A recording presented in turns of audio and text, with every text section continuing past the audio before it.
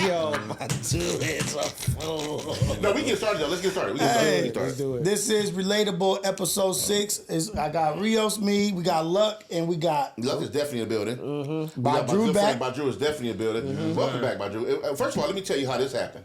The reason why the chairs look like this, it doesn't look like uniform. It's only like this because on my way here, I just talked about Drew on the phone. We was having a good conversation, which we won't talk about on air, right? And I was telling Badu, my man Kareem is pulling up, right? So we can squash the beef. Kareem We can squash the beef? And Badu was such a good guest, and obviously a friend of the show, and a friend of ours and a friend of the show. I was like, man, please come through, because he was in the area. Please pull up, right? So that's why it looks unorganized. We got extra seat here. Kareem gonna be there. I said, Kareem gonna be there. And I said, damn. He said, man, is it cool? Because I know we got our beef. Then show up and he in full pre-boxing. I'm ready. Yeah, I'm ready for whatever. Apollo 3 had the same pre-fight. But and not that he's not special, but he was a guest already, so he's indoctrinated into what relatable is. Yeah, he's a reoccurring guest. Yeah. Badu at this time, he's a reoccurring So our guest. special guest for today is a good friend of mine, a good friend of ours, a star of the new 7 seasons now. 7 seasons. 7 seasons. Shit. Brother. As a new star of All-American, who plays Preacher All-American, my good friend, Kareem Grimes. Welcome to the show, my good brother. Thank you.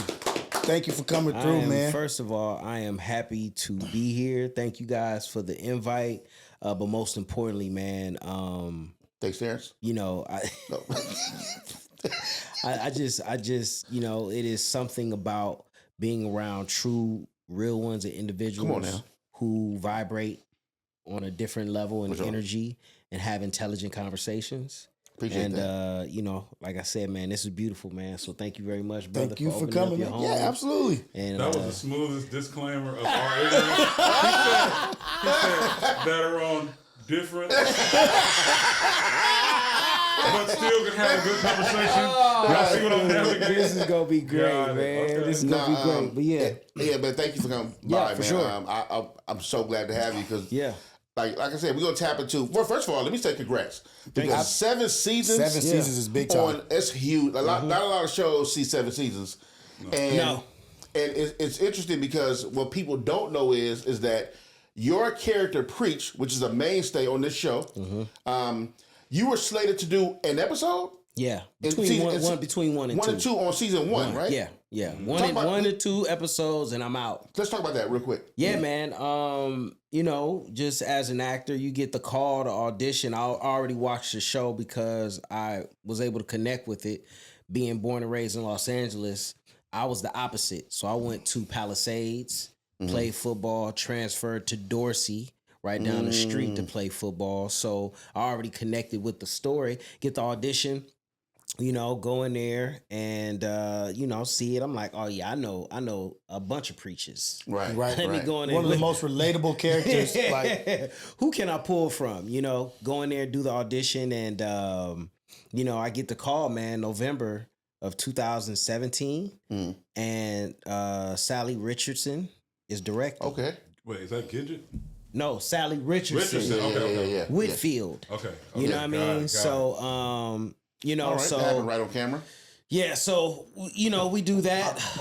Yeah, we audition and get there, man, and she's directing, and you know, I go in there and do my job, man, and you know, as an actor, you just prepare, do the work, and that was it. So it was literally 1 to 2 episodes, and Preach is done. First day of shooting, man, you know, we have this scene, me and Coop in a car. And John Norris, one of the writers, he text NK and Keche, who's the showrunner. It was just like, yo, Kareem he didn't even have a line, but it was just something he did that was just, you know, phenomenal. And that kind of snowballed. But just to give you a little backstory, is that NK, the showrunner of the show, we met prior, like 10, 15 years before I got on the show. Word. She wrote her first script for Bones. where I played a young man from Sierra Leone who's an amputee. Wow. That's when I met NK. And I worked on Bones for like a month, which is unreal because it was only a guest star role, maybe a couple of days, but everybody kept getting sick. So they prolonged it. But that's how me and NK became super cool. And then one of the other writers, Jamie Turner, we met 17 years prior when I did The Shield. Yeah. Where I auditioned 17 times. Yeah, I remember that. Yeah, you talked about 17 times. 17 times on The Shield. And then the 17th time I get it and I end up doing like 3 seasons on there. So me and Jamie Turner at that time, he was a story editor on the show. Me and him locked in because in this business it was hard. If you saw a brother, you was, what's up? Right. You know what I mean? Right. We locked in. Sure. So now he's a writer on the show. So fast forward, I got 2 people that I've known, different situations, for you. that can vouch for sure. me. For sure. You know what I mean? And from that point on, Which is why it's important to not be an asshole. There you go. Because it could have been bad for you. Could have been bad. If it went the other way. Yeah. Wow. So second episode rolls around. This never happens. I get shot. The showrunner, NK, the relationship I have, she calls me. She was like, yo, I don't know if you've seen the script, but you die. Well, you get shot. And I'm like, okay, this is the end. Yeah. She was like, yo, don't worry about it. She was like, we plan to keep you on for a while. That's what she told me. Don't trip. Don't trip. So I'm thinking, okay, maybe I get to the next season and then it's over. I'm like, how many recurring remembering back in the day? I remember Preach told me. You know, how many feedbacks you got to do? You know what I'm saying? And here we are, 7 seasons later, man. Wow. A complete 360 of this character Preach to be a street cat. Get into some trouble. You see he's smart. He just went a different route. Now, he's a father, girl dad. You know what I mean? Now he's a teacher. You watch him grow. You literally watch him grow. For sure. You literally watch his character grow in front of your eyes, man. And it's been truly a blessing. Wow. Right. I don't take any of this for granted, man. And like I said, it just doesn't happen. The shows that started when we started are no longer on air. Right. That's crazy. Right. And that touches on a story going to what you were saying, like the 2 things, importance of networking and building relationships, right? Yep. That's like one of the main things telling the youth. For sure. Younger cats. It's like, dude, you don't know who you're talking to. Yeah. You don't never know what opportunity may arise later down. And then we live in a small world. For sure. Very small. Very small world. And we're under the microscope. Yep. So that's one thing that's very important. But let's talk about how you maximize your opportunities. Yeah. Because that's like preparation meets opportunity equals, luck or success or whatever. 17 times. 17 times. Yeah. So when you got the shot, you said on the first one and the second one, they ended up being more than what they were originally supposed to be. For sure. Let's talk to that. Like, yeah, man, it was just, like you said, just preparing, man, and showing up. When I go around and talk to kids and young teens, I say, show up, but show up as yourself. Right. And do the work. Do the work. You know what I'm saying? I think when you show up and do the work is going to speak for you. You know what I mean? And that's what it was for me because I love what I do. I love the craft. I came to work and I showed up and showed out. It's that old saying, you know your lines, hit your marks, and you get out of there. Right. And my professionalism truly showed up each and every time I was on set. Like every time I came up on set, everybody got a greeting from me. I'm not here to play around. No, from below the line, craft services, to the drivers, to the PAs, no, I'm glad, to everybody. I'm glad you said that. You got to build on that because I think there's a popular narrative, especially in LA or New York, where people who are trying to get on think that you have to treat others like shit to be this star power. Right. No. But it's like everybody I've known, that the more famous they get, the more nice and welcoming, warm, humble energy. Yeah. You're like, now I see how they want you on this set, in this project. And for sure. Like that's nobody wants to work with a jackass for 18 hours almost. For 18 hours. A day.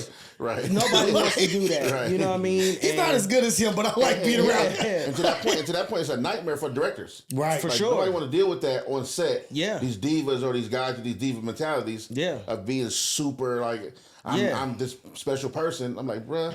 And the thing is, remember, I started in a business in the 80s. So it was that. It was, I started off as an extra, and it was like, don't look at the stars. Don't look at the, you don't touch them. Don't go over there. Don't do nothing. And it was just like, okay, you know what I mean? And from me learning that and seeing that, I was just like, if I'm ever in that position, I want to do the opposite of that. I want to talk to the background actors because I know how that feels, and having somebody who is number 1 or number 1 through 5 on a call sheet, that's the important people. Yeah, for sure. 1 through 5 on a call sheet to say something or have some type of words of just acknowledgement. Speaking life into them. Speaking life and just acknowledging them. That goes a long way. Though it goes a long way. Absolutely. And what you just said, it's about being nice. Right. And I think that's a lost, forgotten art of just simply showing up and being nice. It doesn't cost you anything to say hello. Kind gestures. Yeah. It's not about kissing ass or anything, but literally a kind gesture. Hey, how you doing today? Right. Just acknowledgement. Just that simple, for sure. Me seeing you and acknowledging you to be like, oh, okay, all right, cool. And also, too, you never know what that person is dealing with. That was a high for you. Oh, for sure. And a story for them when they went home. Yeah, for sure. Absolutely. Like, it's a story for them when they go home. Yeah. Like, no. I talked to Kareem Grimes. Yeah. We were eating. He said, no, you can get in front of me. Yes. They say, like, oh, he was so cool. He was cool. And it's crazy. I do that. Like, they be like, all right, actors in the front. I'll be like, if somebody's there already, I'll be like, man, I ain't tripping. Go. Yeah. Right, you know what I'm saying? Like, I'm going to eat regardless. You know, I thought was an interesting story, too. You said how being here and then you got acclimated into Palisades, right? That life. And then after, I'm not sure what the words you used, you said, okay, then you infiltrated the Bloods when you came back to Dorsey. Oh, yes. What? Dog, here's a story. Here is. I'm glad you talked on that. So, as a younger kid, see, I grew up in Leimert Park. Okay. Born and raised in Inglewood, 99th and Crenshaw. Lived off of Jefferson and Buckingham. Really, as a young man, grew up in Leimert Park. I stayed right on Creed. Okay. So, if you from LA, you know that's the 40s. Yeah. Period.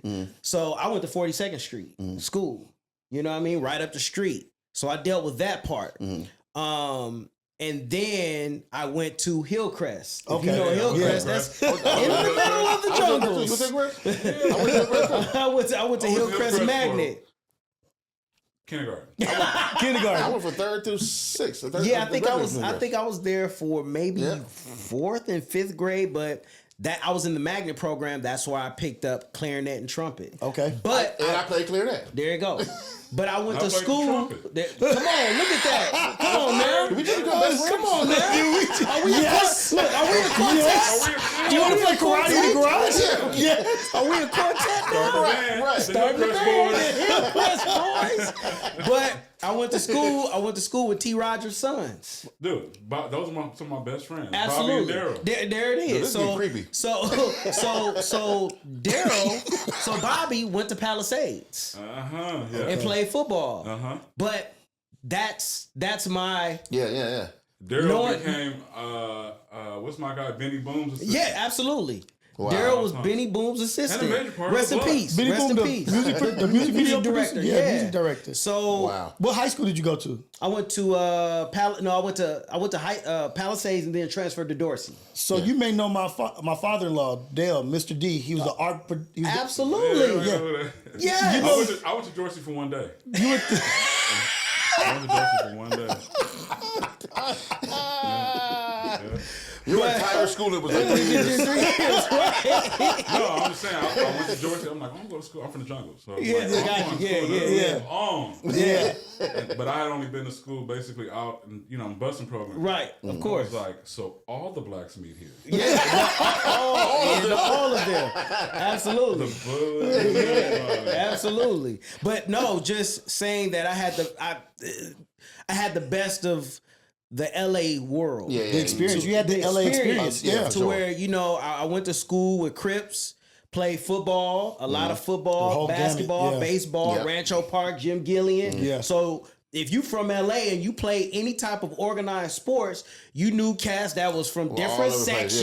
Yeah, for sure. All over the place. Yeah. And they knew you. So you were cool to be able to go in any neighborhood because of that. Yeah. But like I said, going to Dorsey and Hillcrest and knowing T. Rogers and all of them, you know what I mean? So it was just like, yeah, I can go here. I can go to the Jays. I can go over here, you know, off of Vernon and you know, the whole nine. Yeah. And then my family, they stayed on Crenshaw. Yeah. So they stayed right over there by Crenshaw High School. So Okay. now I was able to go over there. Yeah. But, you know, being from LA, I was able to dib and dab in different sections.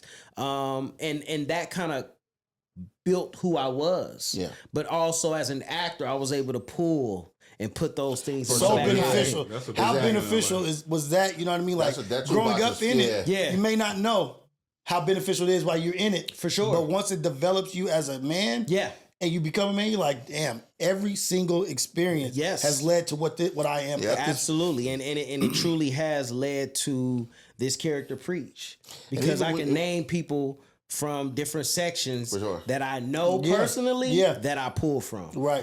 And it's crazy because even when you think about the 17 auditions, Yeah, you know, people could look at that as practice. for sure. Like you did 17. I Yeah. mean, you obviously, I would assume, getting better as you do another time. But within that 17, I would book. They would write the character out, book. Oh, we're going in a different direction. You know what I'm saying? yeah, So yeah, it yeah. was that. Yeah. Yeah, we like you, yeah, but we're gonna go this route. And I'll never forget my agent. When I was with this agency, who's now at a different agency, but he's my agent now. He literally told me. He said, "Listen," because I was getting frustrated. He was like, "Listen, as long as the phone is ringing and they're asking for you, that's what you should be concerned. Yeah, for when sure. that phone stop ringing and they don't ask for you, that's when you should be concerned. for sure. And them opportunities And ain't those there. opportunities, and from that point, I had to look at it from that situation and say, hey, listen, they keep calling me back because obviously they like me. Yeah. They want me to be in this thing, but I had They to trying to really work it out. They trying to Yeah. work it out, and it was just about being patient. You know what I'm sure. saying? And then after that 17th time, being on the show for 3 seasons, not just one episode, because the rest of those was one and done. Yeah. Exactly. You know what I'm saying? Exactly. But still staying in it, being patient, taking what he said, and was like, okay, all right, they're still calling me. And then to say, okay, boom, okay, well, we love your character, we love what you bring to this character, Burnout. We're gonna keep you for 3 seasons. You know what I'm saying? This was written for me. It was already written It for was me to already do for this. me, so all I had to do was just follow the path. Right. You know what I mean? But to your question, man, just going to Palisades, a predominantly white school, and seeing that, seeing students pull up in county Range Rovers and BMWs and the whole nine, and lunchtime, walk on down to the beach, put your feet in the sand, and then come on back up the hill. That's crazy. Which is crazy. I think they had a surfing elective. No, When you go early in the morning, go surfing. Yeah. I took golf in high school. I went to Birmingham. There you go. Just Beham. golf?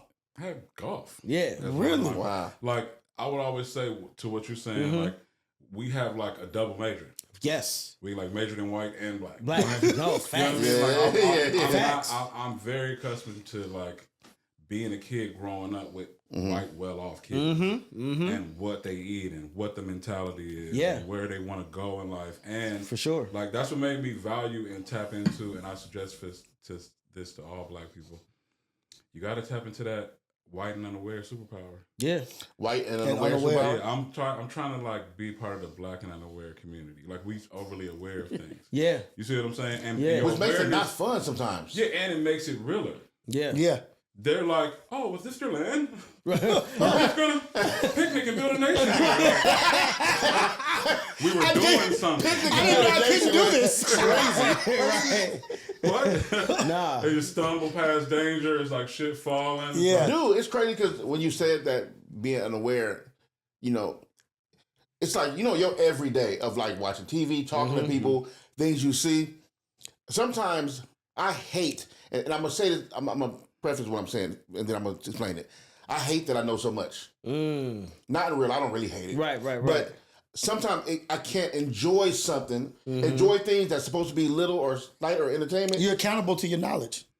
I know. And I can't help but to see it or hear it. right? Whether in conversation, somebody trying to get something over or be smug about something, or even undertones of like racism, or like watching the television or watching a cartoon, I'm like, fam, right? What? Like, especially Bugs Bunny. You see the black ankles and the socks. I can't watch none of my old cartoons. No. Bugs Bunny. Don't go watch Little Rascals at all. Don't do that. No. So, but it's hard to like enjoy life because I'm so like I'm trying to get to a point though. I feel like kind of how you are, and I'm not sure. Correct me if I'm wrong. You know it, see it, recognize it, but you just don't let it bother you because it is what it is. Not to say you don't care. Correct me on that. That's kind of how I'm getting. Black and unaware. No, you don't see it at all? What? I don't see what? I don't see anything. Because I would have to ignore all of that era of knowledge of self that was a trend and a lifestyle from like 11th grade to whatever it may be for you, right? How many times somebody got to be like, black man is God, or you connected to these people before you feel elite? Yeah. You feel what I'm saying? Like, so you can't. It put me in a position you where got to turn it to. Yeah, because really, if you dig into all the black principles, they're going to lead you to that way. Like, the strongest man keep the peace, right? So if it's going to be peaceful and you have the energy for that, you have to elevate yourself to be able to enforce the peace by most times not getting involved or being like part of it. Right? Like, oh, I have to extract one dope motherfucker from that equation. Yeah, exactly. Like, to start this little mass exodus over here, you know what I'm saying? So, like, I literally was in this thing, man, and I was watching everybody's face. It was like a crazy experience, but we were like in one of those focus group situations, and it was like the pre-conversation, and they went around the room and they asked everybody about like basically like the woes of your life experience. You know what I mean? And when they got around like to the two other black people, they were like, oh, the black man, I feel like, you know, the world is against me and this, and I'm constantly, all the narratives, nobody is more hunt down than the black man, and da-da-da. And then when they got around to me, I was like, I don't feel like that at all. Yeah. Like, dude, I understand everybody's position in dealing with us as a power thing moving through the world. You see what I'm saying? Like, the whites. Imagine you're a police officer in a neighborhood where all the kids can whoop your ass on just GP. Yeah. Right. You a full adult. Right. If it's not for this badge and this gun, you're in a dangerous situation. Right. the 14-year-olds will put hands on you. Beat your ass. Say bigger, stronger, faster. Yeah. More into this, even as play. Yeah. Right? And then you take it to academic. They probably genuinely intelligent once they turn into any bit of that's their sport. You see what I'm saying? Like, so for me, I'm like, dude, I feel the people who, I don't feel like I align with what you're doing, but if strength is not your thing, then strategy would have to be. So watching you strategize doesn't make me feel insulted at all, because I don't identify with the self-image you're trying to give me. Right. I hear all insults is you an anorexic white bitch. I hear every insult like that. Yeah.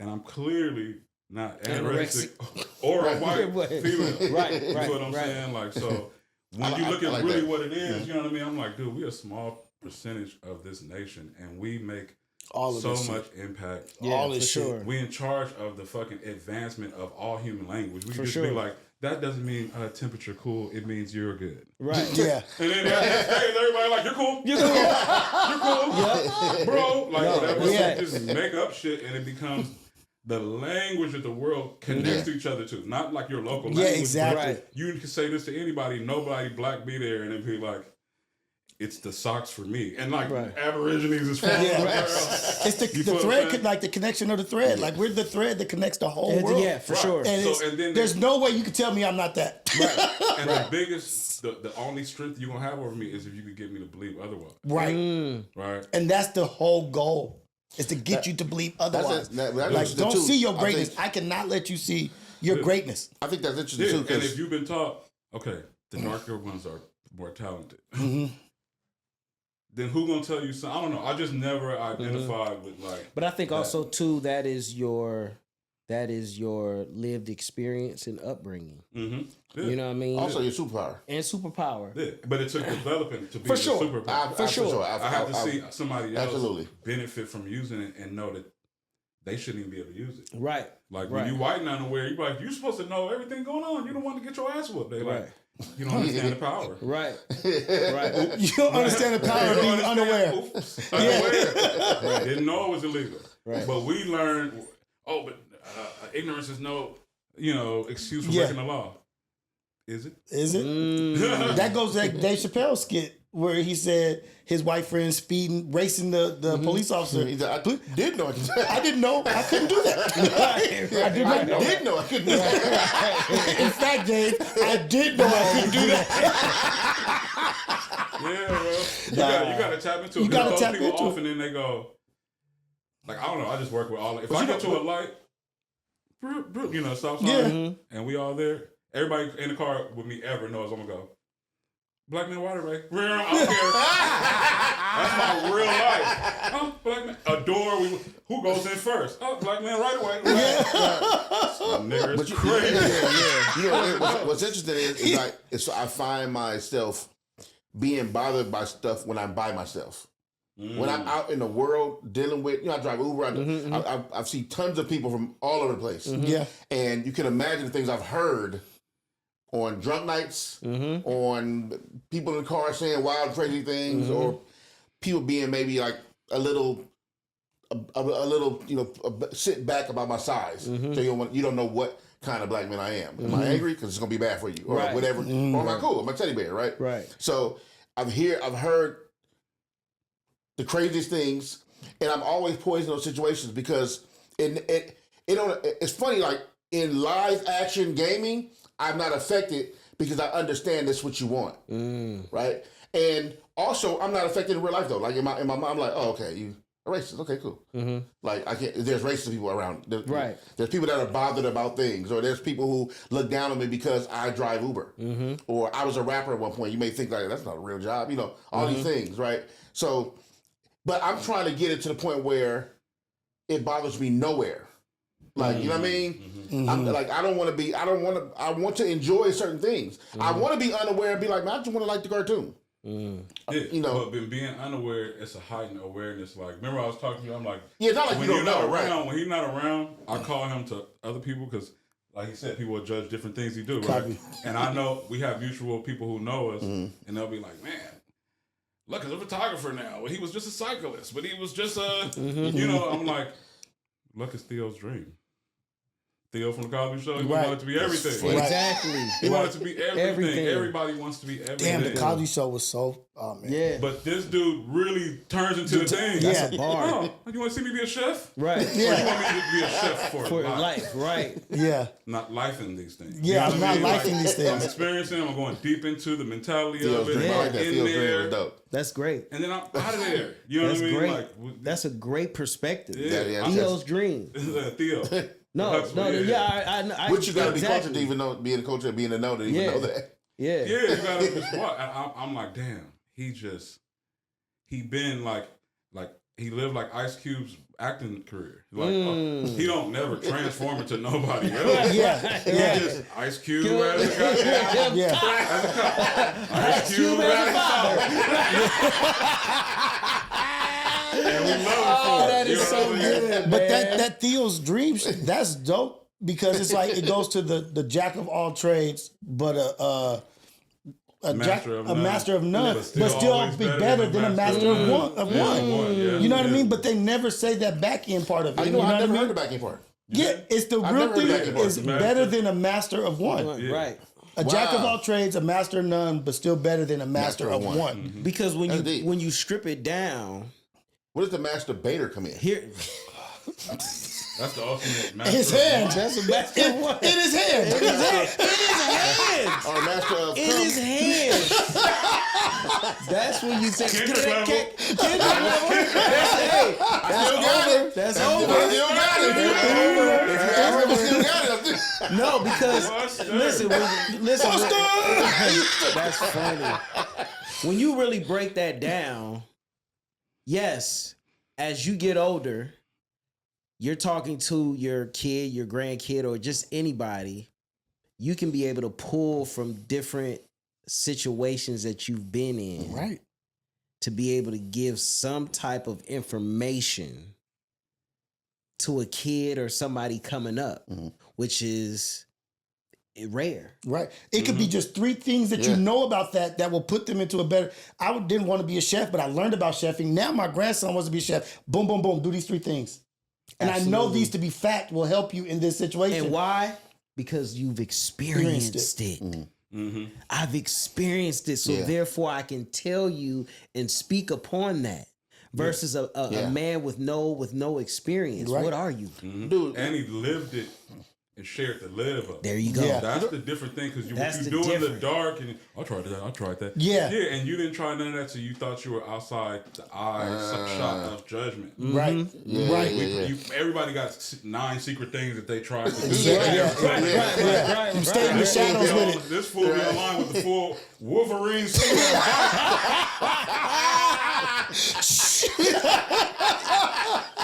Come on, boy, with me. Right.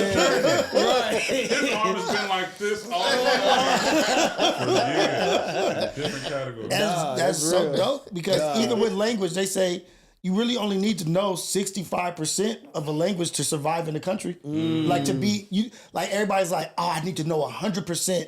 I need to be an A student or know absolutely everything to the end of it. When you really only need the bulk of it. Yep. I think ain't that how society teaches us, right? Well, I mean, I'm not society as a whole, but I almost say global because it's different. But American society, like, we've been kind of sold that you have to be the best, period. Like, kind of like this, that's it, end of the debate. You got to be the best because we champion around the winners, the number 1. Yeah. Not number 2, not number 3. Even Anchorman, right? He said, what was the... If you're not number 1. Yeah, if you're not number 1, you're right? number 2. You're number 2, like Talladega Nights. Talladega Nights, my bad. Not Anchorman, but Talladega Nights. So we kind of have that look on life. Look, man, I stopped. It's funny when you say that. I stopped being embarrassed about anything I wanted to do. Like when I stopped rapping, or let me just say when I took a pause from rap, and I had to work because remember we talked about my wife injury at the time. That time was a very humbling time because I had done nothing but rap for the majority of my older life. Right. And it was a very humbling time because I'm like, I've never filled out. I had one job in my life. I never had an application. I never did I did a half an interview, ended up getting the job, but so I never had a resume. Never really had a job interview. None of the things. So now it's like, okay, I got to do something because nobody's working, and the rap thing can't carry us both, and my son. So I'm like, oh, I got to do Uber. I got to drive Uber. I don't know what to. Got to make ends meet. Got to make ends meet. Got to. But it was at first. It was such an embarrassing thing for me because I always, you just don't. I got tons of insecurities, especially at the time. Everybody. I've been knocking them out though, right? I'm getting better with, but I have tons of insecurities. And at the time, I was like, people gonna know me, and I'm in LA. How you not gonna know who the driver is? Like, you know what I mean? And it happened. I started picking up people. They're like, man, look, like, you know what I mean? But what's crazy was, as I would pick people up, and then they would know me. Pretty much everybody said the same thing, like, oh, bro, you be driving Uber? I'm like, yeah. Like, man, get your money, man. I ain't mad. Dude, do your thing. I respect that. It was a respect thing, like, bro, whatever you got to do to get the bread, handle your business. So it made me feel different about it. Handle your candle, man. Yeah, handle your candle. So, and plus, you feel more stupid that you wouldn't want to get money just because you're embarrassed about how people talk about you get money, even though it's legal and you get money. So, but I also, here's the thing. I also knew I'm a natural creative. I've been writing poetry since 4. Like literally rhyming words at like 4 years old. I was winning poetry contests at my class, 5th grade, Miss Armstrong, Hillcrest Elementary. Miss Bailey, 3rd grade, which I hated her guts, but I don't hate her no more. I'm a Christian man. But Miss Bailey, I hated her guts. 3rd grade, I've been writing poetry since then. Right. And so I always knew that I had to do something creative where I wouldn't feel like life isn't moving. Because if I wasn't doing something creative, if I had a regular job, even if I'm making tons of money, I still will feel like I need to do something. You're not tapping into your source. Yeah, of creating something. Yeah, you can get acclimated to a system and run and do the structure of whatever that system is, right? But you're an actor, right? You love it. You like to create, become a character, turn a character into something new. Maybe play somebody else and see how good you are in that aspect. So all these things are your passion, fuel, love for creating something. You're creating a character. Preacher's a character that didn't exist, and it exists in the world. Yeah. Meaning, down 10 years, 20 years down the line, that character raised kids. Yeah. Right. No, you look at it like, right. I literally had people come up to me and say, listen, I was watching you when I was in high school, now I'm in college. I was junior high, now I'm in high school. So I've had that experience. But to also go back to what you said about working is that I worked Lyft. I did Lyft. I was probably one of the first Lyft drivers when Lyft came. I was about to say, you were early in Uber. When I had to wear the big old pink mustache. And I had a BMW. You know what I'm saying? You know what I mean? So once I found out about it, I was working it. And then when Uber came along, it was like I was working both of them. Yeah. But to expound on that is that I've always had the work ethic. Yeah. You know what I'm saying? At 15, my first job was the Baldwin Hills Theater on the Brand Coliseum. That's what I wanted to work. You know what I'm saying? And you know, that was part of my foundation of earning money. Yeah. You know what I mean? On top of being an actor. But you know, I was literally a working actor. Yeah. You know, and I've always said, listen, I'm going to work as long as I can until acting becomes my full-time job. For sure. When you say you have work ethic, like, just describe that a little bit. So I'll say this: I had to quickly take the ego out of it. I had to take the ego out of it because, true fact, I was working 3 jobs up until maybe season 3 of All American. Boom. Wow. On TV. On TV. Yeah. So I was working for Google. I was working for this company called Tesla. And then I was doing brand ambassador work. Okay. You know what I'm saying? Up until 3rd season of All American because I wasn't on there consistently. Yeah. Right. You know, but to take that, it was just like, hey, you know, I use that being on TV to my advantage though. Yeah. Yeah. I go to a job interview. Hey, you look familiar. Yeah, I'm an actor. What have you done? Oh, yes. I did see. Right. Let me go and tell hey, boss, manager, this is Kareem. He was on such and such and such and such. You know what I mean? Yeah. So I use that to my advantage. But once again, I had maximizing your opportunities. Maximize my opportunity. I had to take the ego out of it. Yeah. I had to take the ego up, man. I've been on TV. Yeah. What people gonna think of me? You know what I mean? Yeah. I use that as my superpower. Because that could have been a crutch, though. That could have been a super crutch. It could have been a crutch. It's this guy that I know. I won't say his name. This is when the All-Star game was out here in LA some years ago. Oh, Rich. I mess with you. Hilarious. Continue. But I will. This is when I think the supermarkets were on strike. Oh, yeah. The union. Yeah. Ralph's on Wilshire Boulevard was hiring. I think at this time they was paying like $36 an hour. They was booming. They was booming. They was booming. Right. You get in the bakery or the meat? I was in the bakery. I was in the bakery. Wow. 36 an hour. Yeah. And this is the week of All-Star. But I take this job. And this is Cat. That's a whole different story how they try to break that. Yeah. Phew. He was a comedian. And I had met him. He was like, man, we should hang out. And I was like, all right, cool. He was like, but yo, when we hang out, don't tell people that we work together. Okay. At the Ralph's. And in my mind, I'm like, we making 36 an hour, like, bro. What you ashamed of? I'm leading with that.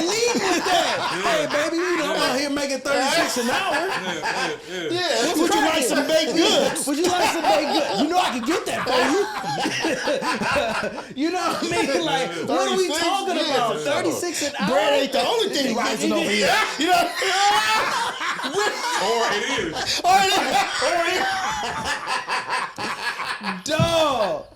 Dog, that's a bar. Like, listen, I'm coming in with the utmost confidence. Right. Like, that's a big for That's me. a big for me. 36 But an that hour. was an embarrassment for him. That was an embarrassment for him.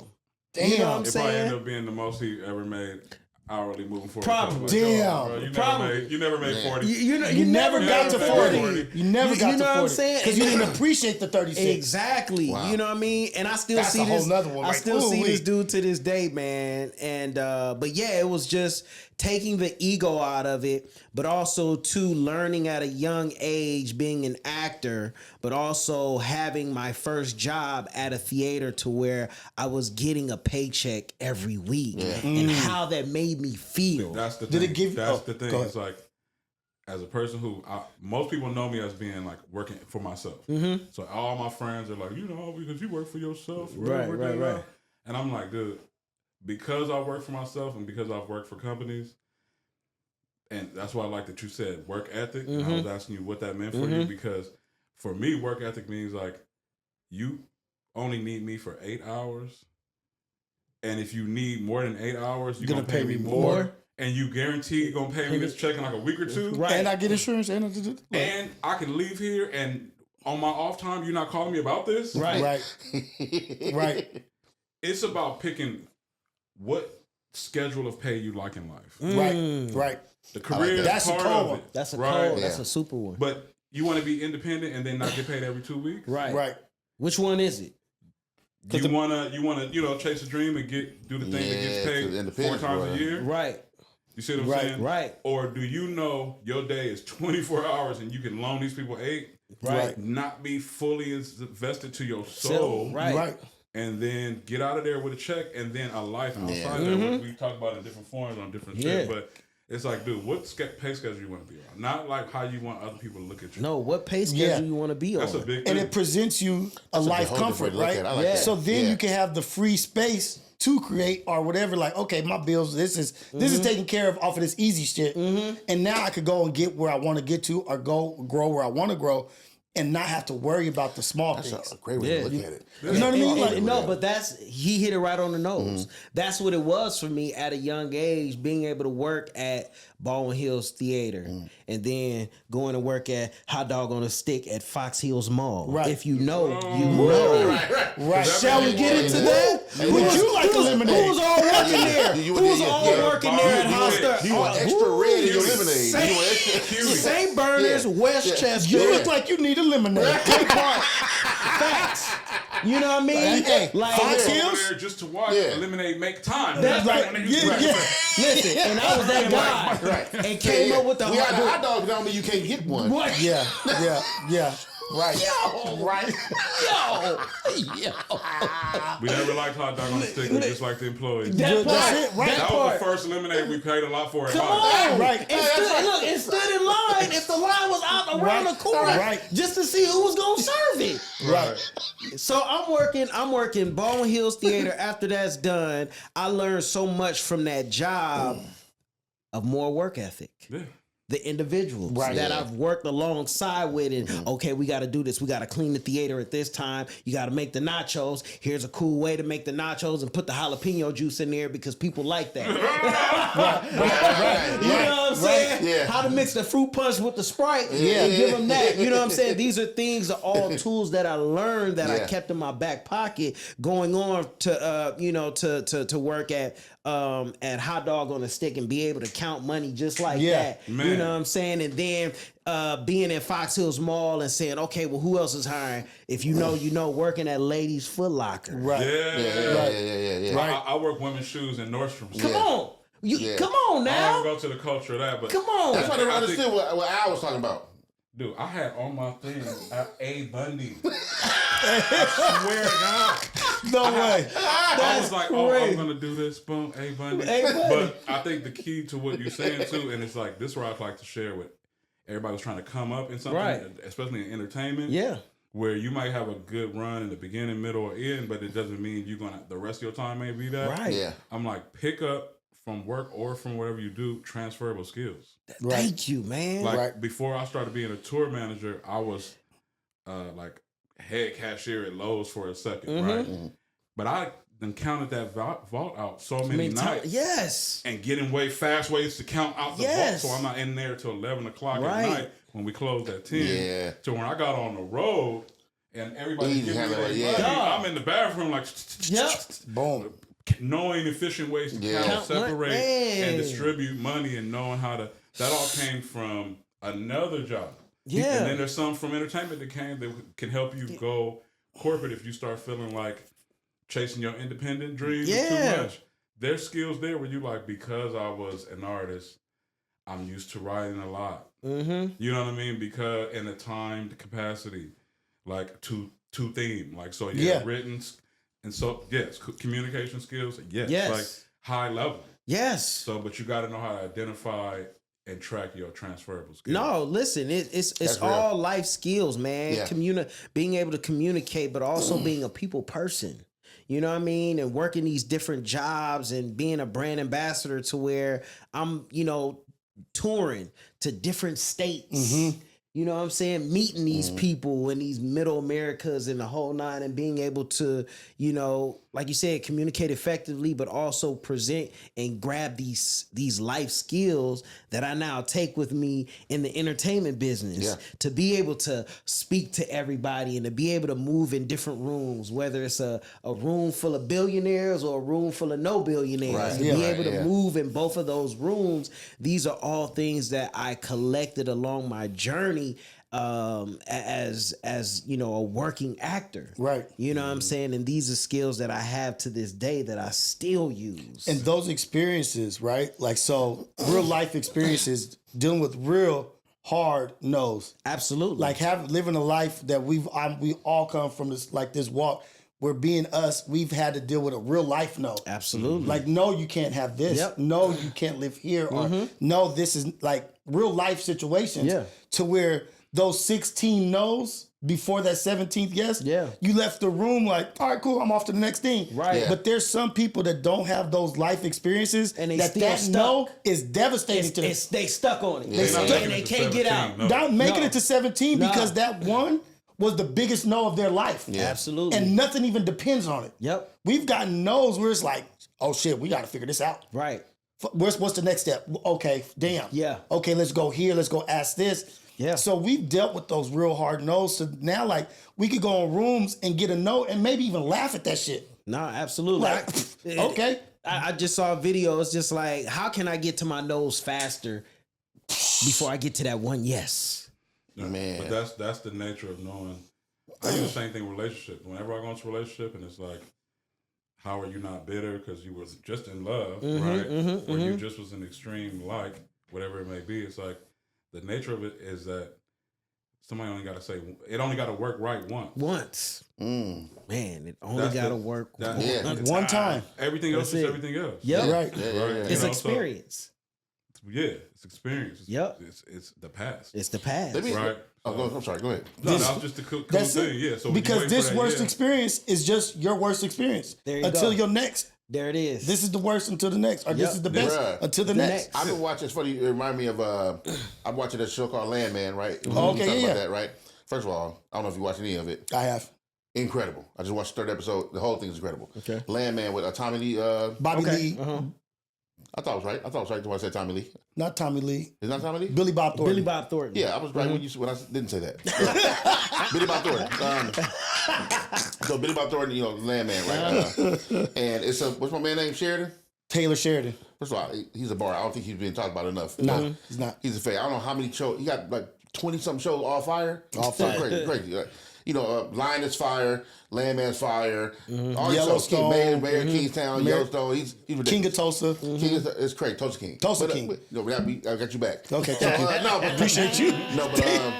No, what I was gonna say was that reminded me of he was talking. He had a talk with his daughter. Okay. Right, about she broke up with her boyfriend, right? And he asked her a question. It was a simple question, kind of like, is this to make a decision on how you feel about this breakup?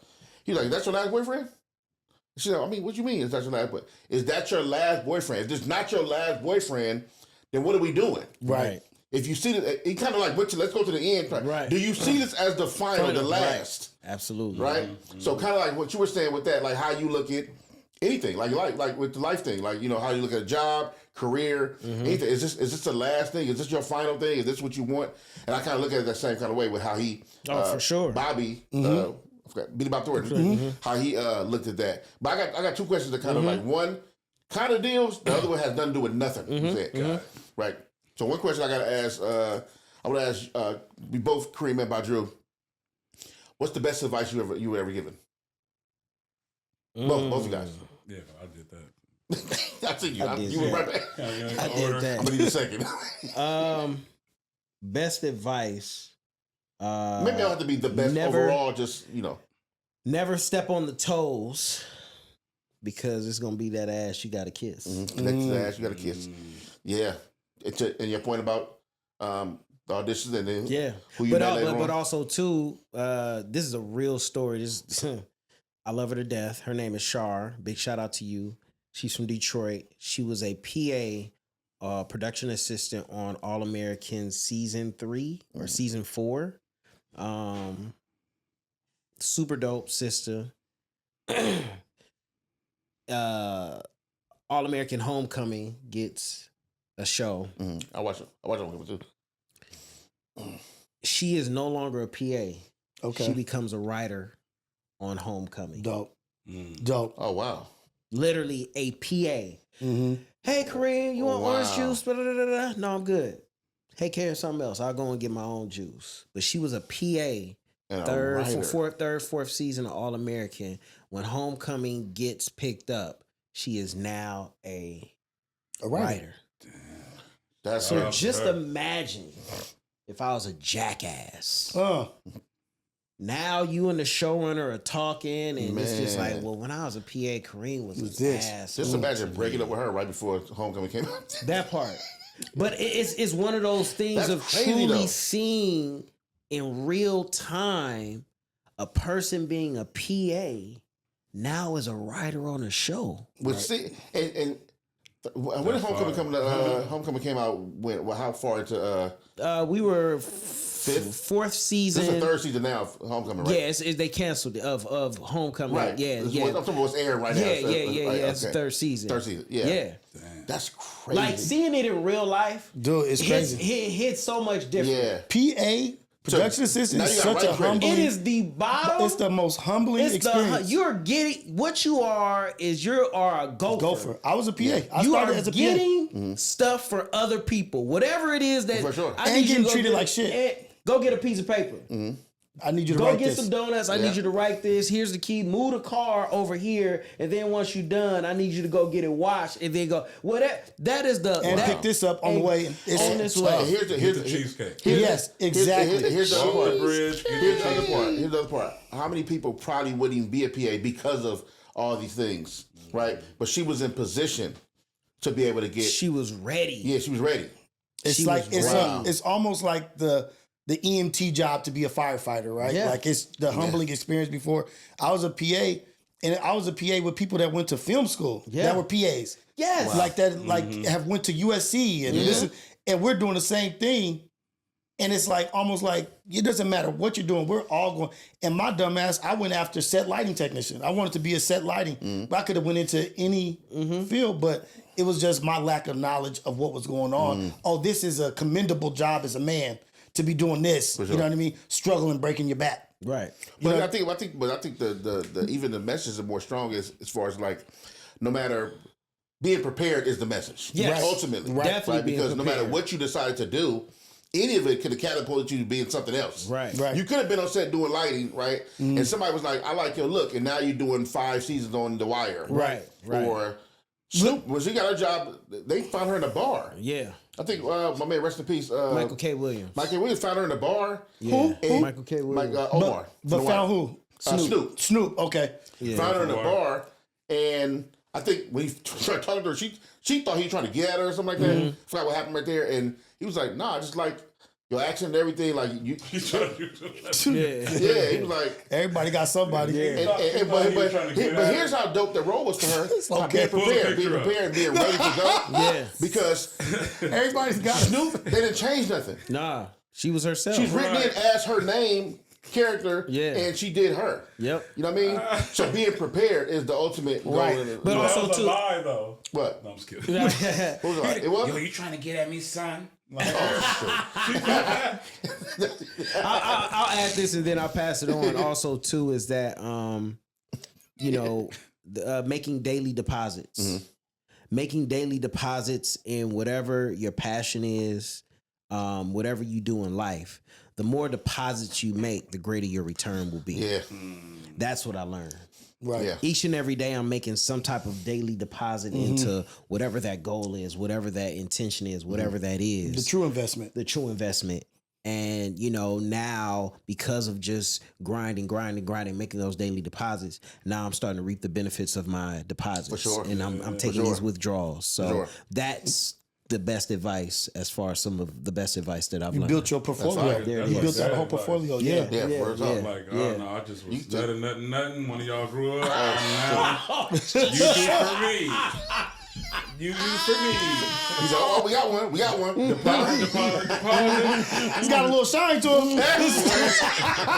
Got a little shine to him. Oh, I see NBA in the future. Invest. Okay, let's crowd around him. Let's Let's go around here. Yeah. What is it you want, Badru? Help your brother.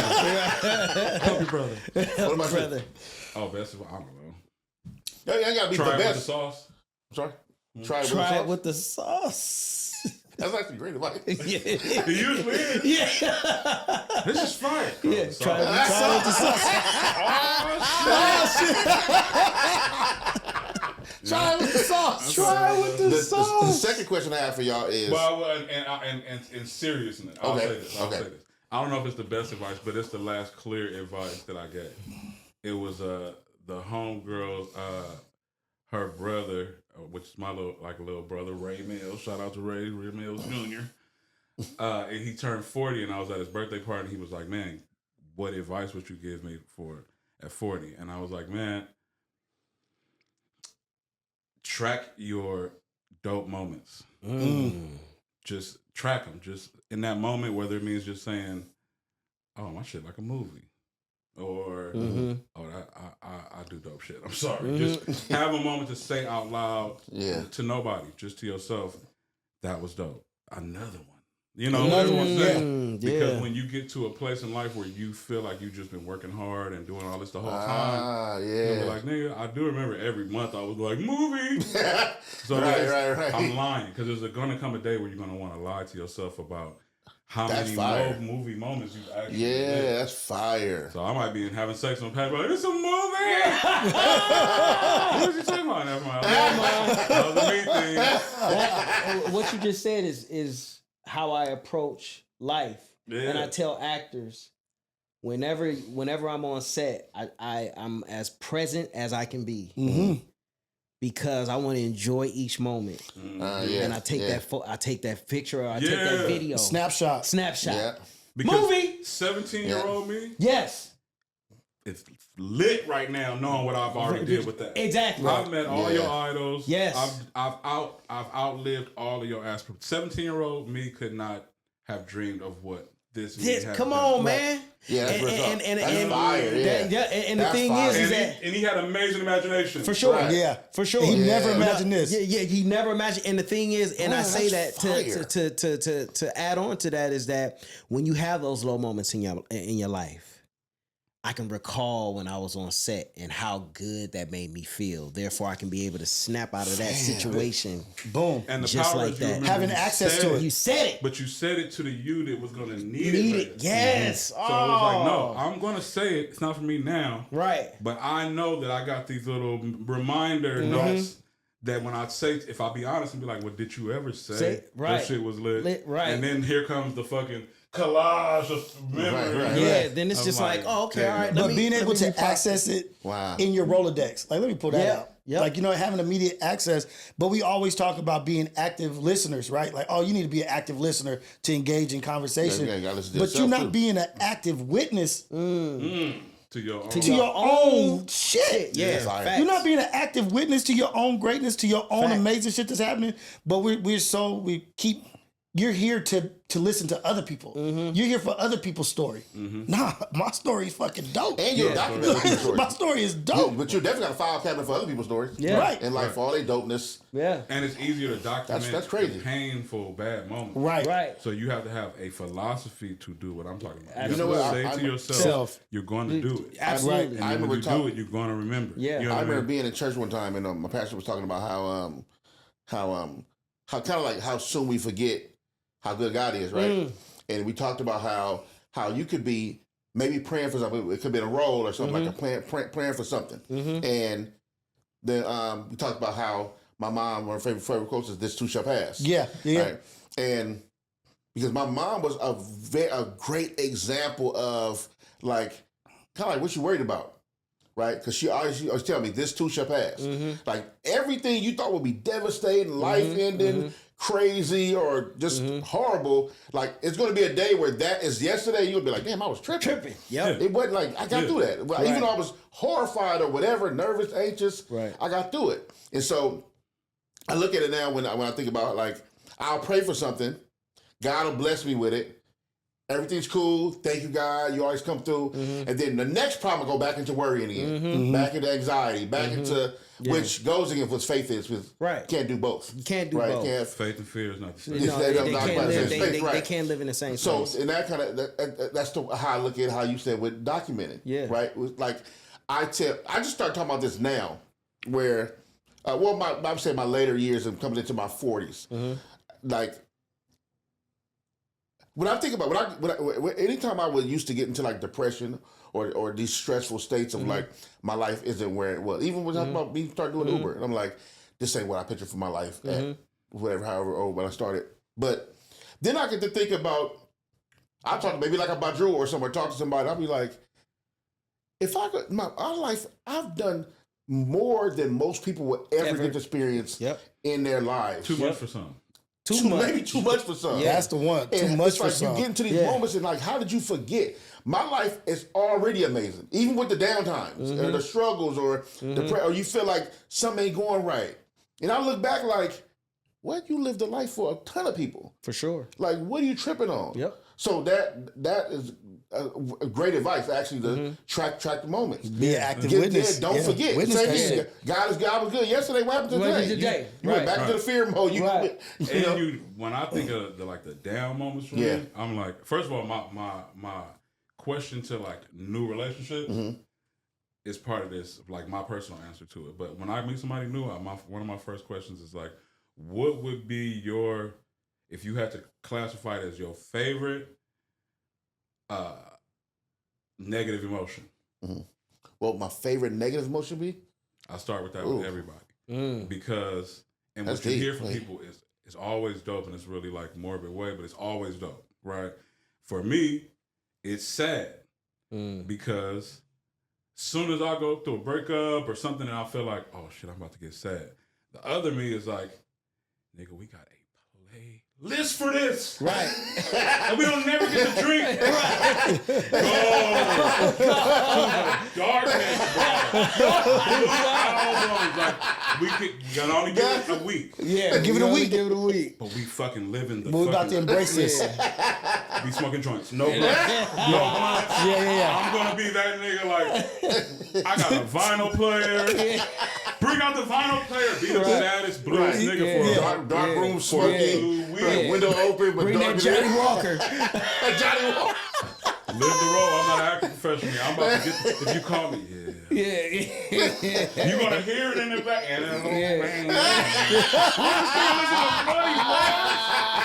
This nigga's listening to Muddy Waters. Hilarious. Because after that, I'm gonna be like, all right, I know I'm never on God level of anything. So how you got this situation that's so fucked up? How does this work for me? I don't know. Because there's some weird ass. You know, I love God, but the sense of humor, not like the godly sense of humor is always a sad ass joke. For a minute, you like, please, Lord, I need 50 G's, and there'd be 50 gamers outside in the morning. That's not what it was. You know how to be that. You know how to be But that. then you and the 50 J makers figure out how to make a dope album, and then all of a sudden you make a You're like, damn, I know the lesson. Don't start asking me for shit. I'm gonna help you. And only I'm gonna laugh. Only I'm gonna laugh. You gonna have success, but the thing I do to make you the nigga you want to be. Handle your own problems, bro. Right. Don't. That'd be my thing. So I'm like, okay. I done let God get involved in my life, and he do shit like this. Handle your own candle, brother. Talk to him later. So my goal is always to live a thankful life. I don't really ask for things. Like, I really just wait until the moment where I'm like, I thought I wouldn't get past that, and then be thankful and be like, damn, I was about to ask for some shit, and I know I don't like you to deliver, because you delivered with them jokes, bro. Yeah, the rough ones. I got to get up there first. You know what's funny? What's funny is I look. Oh, you want to go? No, it's what we said this morning when we both got out the car. What was that? What was that? How you feeling? Oh, I'm alive. Oh, brother. I'm alive, brother. Hey, brother. Hey. Right. What's better than that? What's better than that? What's better than Everything that? else, the cherry on top. Absolutely nothing's better than that. Absolutely. You know what I'm saying? Because I would imagine, like, the reason why that's dope is I would imagine, like every other father, the goal is, if you don't need me, I love it even more. Right. You know you got me, but I would rather you not be needing me all the time. Right. So I had to change. Because that means you did a good job. As a father, like, I put you in a position. I already put you in a position, dummy. Yeah. God feel like that? Yeah. Yeah. I disagree, but go ahead. Yeah. Like, He'll talk to you later. but that's dope because, like, you talk about being able, you have a pet, like your kit, your package of when you're sad. Like, I know what to go into. It's almost like going through experiences and getting through them, but remembering what got you through it and putting that package together for if this happens again, I could go right into my care package for that. Yeah. Or Like right here. It's right here. Yeah. I'll pull that out from the bottom drawer. For sure. The trickery is this, is that no matter how many times you get it together, it's always going to be a thing. You can't get enough stuff together for you to be on cruise control. Right. Life don't work like that. And we're not intended. I know, but I'm just saying, like, and life is intended on you to do it by yourself. Right. The reason why I said I disagree was only because that's how God has a relationship with us. Because if we didn't ever need Him, if we were ever so on cruise control, then you would never talk to Him. right. I'm I feel talking about not the grand overall, not you. I'm saying the but grand. I'm saying when your goal is to be thankful, then when I don't need you, I'm going to talk to you. No, what I'm saying is, You see what I'm saying? but that's how Not out of need. That's not human nature. What I'm saying is Right. that might be a Badru thing. Yeah, program. But human nature wouldn't do that because you would be on cruise control. A lot of people, not to say it's right or wrong or not, and I'm not read up enough, and I need to read more of my word, but enough to know if God's cool with that. But a lot of people, they usually get going to God and dealing with God in crisis, right? And then you got Christians who supposed to know how you're supposed to deal with God. It's supposed to be a daily, everyday, all day relationship thing, and most of us don't even do that, right? But you're supposed to have this continuous relationship with Him, and He is the Father, so He expects for you to look to Him as your Father. So Which I would do in that way. No, I'm not saying you're wrong about that. I'm saying like, but what happens is that if nothing bad got to happen to none of you, if there was one audition, got it. You want to be the working light, got the job, and I make all the money. You want to be the most successful, whatever rapper, career, whatever, got it, cool, everything going smooth, no injuries, no deaths, no nothing. You would never talk to God. Yeah, So, I don't think that's what I'm not saying that. What I'm saying is the reason why I'm saying overall is because people hear it and I say, well, that's not what God wants though.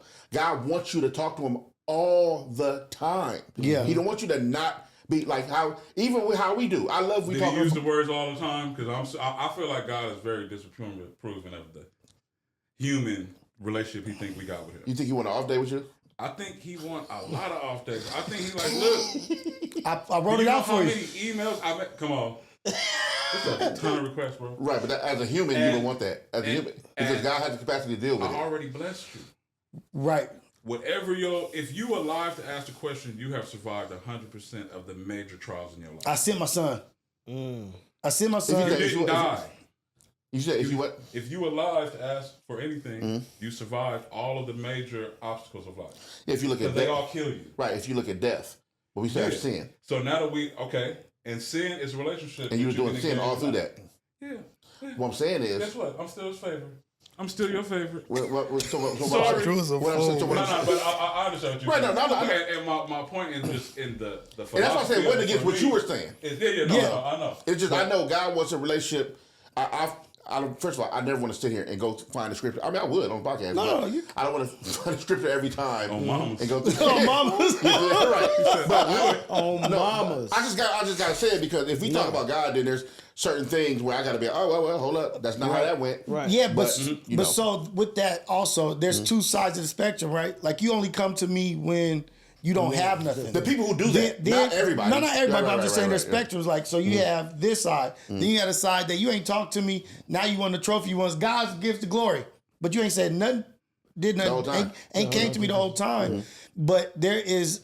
I would imagine, because I don't want my child coming to me always groveling. Here's the difference. And but so with the grovel, I do want to see that some of the things that I taught you, you have put in your tool bag. For sure, absolutely. You know what I mean? And so come to me and say, thank you for teaching me this. Thank you for guiding me here. For sure. Not thank you for the reward, but thank you for all the small little things. And those little small conversations, it doesn't have to be, oh, thank you, I won the lottery. It's like, thank you, you helped me get past this dumb. Well, thank you for the option. Like exactly. In mine, it's like, look, I'm going to be communicating with you because I'm looking for things to be grateful for, right?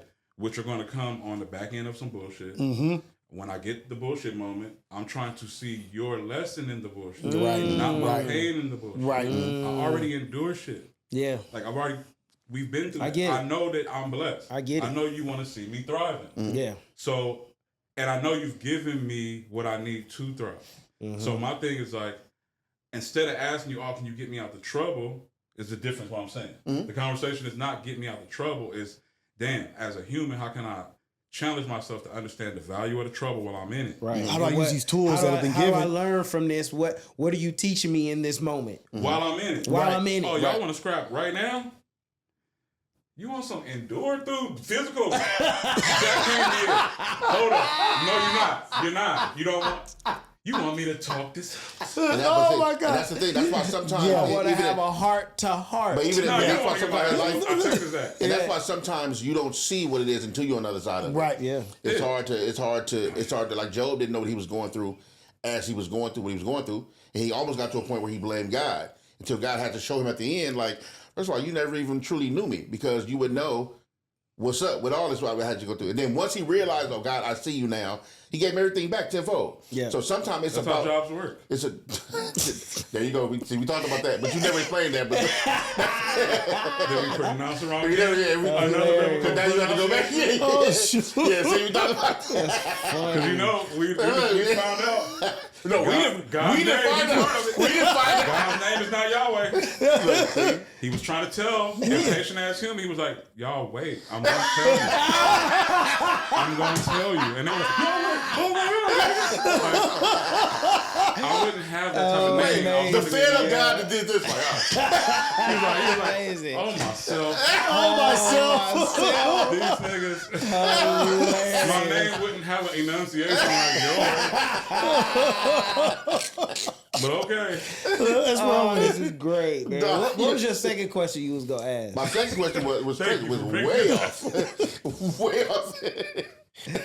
My second question was, I'm always interested in, like, when I go out with, if I go out to eat with a chef, I'm always interested in, like, what he does and doesn't like about preparation, food, all this stuff. Like, so for yourself, being an actor, like, I want to know what's your favorite movie? If you have one, maybe you have a couple.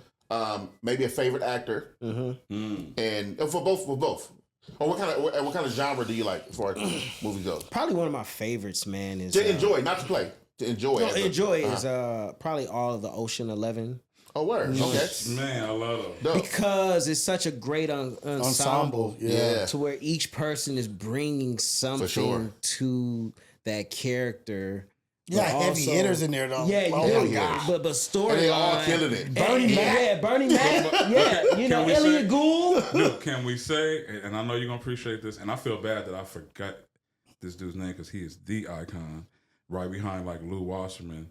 But one of the producers on the show, what is his name? The legend, he's actually in Ocean's 13 or 12, one of them. What was his character? He played the guy that was talking too much to. Oh, Robbie. It's Gould. Elliot Gould. No, not him. Not Elliot Gould. He played. He was very small. His was like a little cameo. He did like a Stan Lee cameo. Oh, he was talking to Laurence or whatever, and he was like, "Oh, I think the best thief is George Clooney's team." And that's where the other thief. Oh yeah. He was trying to top his name is Jerry. I hear it. I'll look it up. But he's a legendary Hollywood producer. Like he's the only one who could have put that cast together. like that. And the original Ocean series were casted in that way. So he really made it magic. I'm gonna figure out his Jerry name. Bruckheimer? No, but it's a I Jerry. was gonna say Jerry Bruckheimer, but no, but it's how everybody is using their special skill to be able to go and figure out something. I like heist movies anyway, though. Yeah, I do. I love heist movies. For sure. And then you said favorite film. You said favorite film, and then what was the other one? Actor. Actor, actress. Oh man, I have several. Wait, why is actor? Actor isn't exclusive for male, but they do have the word actress. Yeah, it's all you're an actor. So, period, yeah, I on don't both say that, but sides. okay, that's fine. Man, it's I love just some of your top. Yeah. Okay, Samuel Jackson. Okay. He's okay. No mess with him. Who says that? Denzel. he's decent. Meryl Streep. These are and different things. Meryl Streep. Meryl Streep and Fake. my brother. American Fiction. Oh, shoot. I know who you're talking about. Man, he's one of my favorites. He played Puerto Rican. Jeffrey Wright. Jeffrey Wright. He's powerful. He's a fade. He's an OG. Yeah, He's a fade. Yeah. But also too, he was in Shaft, too. He was in Peoples. He killed my brother. That's how I discovered. Yeah. I just That's watched how I him in a discovered. movie called OG. He saw the little Oh, yeah, the young dude that he absolutely. beat up. He said, "Run up on me next, on me like that again. I'm gonna stretch you next time." Yeah. I'm a stretch He's next played time. almost every character, bro. He's powerful. Those He's just incredible. off the top are my favorites, man. And Let me ask you a question. Mm-hmm. Who do you think is a better actor out of these two? Don Cheadle or Denzel? That's a good one, man. I'll go with Don Cheadle. Uh-huh. You gotta tell us why. I love Denzel. I feel the same what you about to say.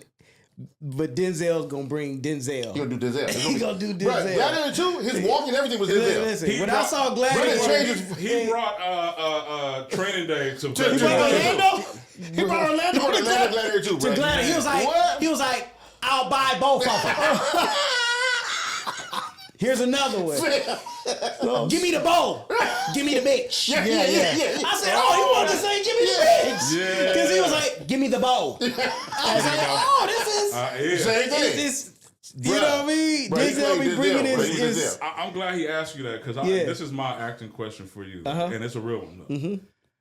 How have you developed your style to have some success in an industry where it seemed like, to me, most new black actors that are not from Europe, not across the pond somewhere, that they want to feel some Denzel on your DNA and your acting style. And I feel like you don't have like, I don't feel like, and we can go down the list of actors who like, you know they got Denzel in their acting style. You know, They've like, tapped into the I take Denzel. the walk or whatever it may be, or Yeah. you know, like the skinny dude from The Rock. Remember that For the movie? the series with the yeah. black dude, I forgot his name. the skinny dude His out brother. there. His brother? Yeah, Like there's so many actors where they like, oh, he's doing the Denzel. Denzel. And But then that there's some just that have talks a to your fragment greatness. of it, Yeah. but Yeah, yours doesn't feel like.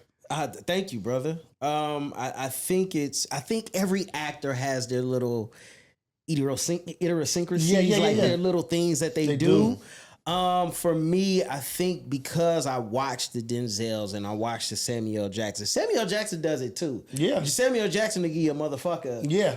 And he'll cuss But great. he's Samuel. But he is doesn't Samuel. act like Denzel. No, right. No, for There's sure. this Denzel imprint energy on people who came behind Denzel. Yeah, man. I think That I think Hollywood want. Yeah. Yeah, I think And Because he used it in such a wide But variety. also how influential He used it Denzel in a was. wide yeah, variety. he's definitely influential. Like, But I he's the think, man, though. but I think also too, I give it the Kobe effect. Okay. We know Kobe studied Jordan. There are certain things Kobe did. We be like, that's MJ. For sure. And Denzel studied Sidney Poitier. There you go. You know what I'm saying? But also too, I think you just kind of pull from those, but you want to make it your own. Right. Like for me, I don't want to do anything that to people be like, oh, okay, Kareem did a little bit of Denzel. I don't. It seems like a breakthrough tactic to me because when you see the kid who played in that Netflix joint, they cloned Tyrone. Okay. Yeah. Yeah. He got Denzel all over. Yeah.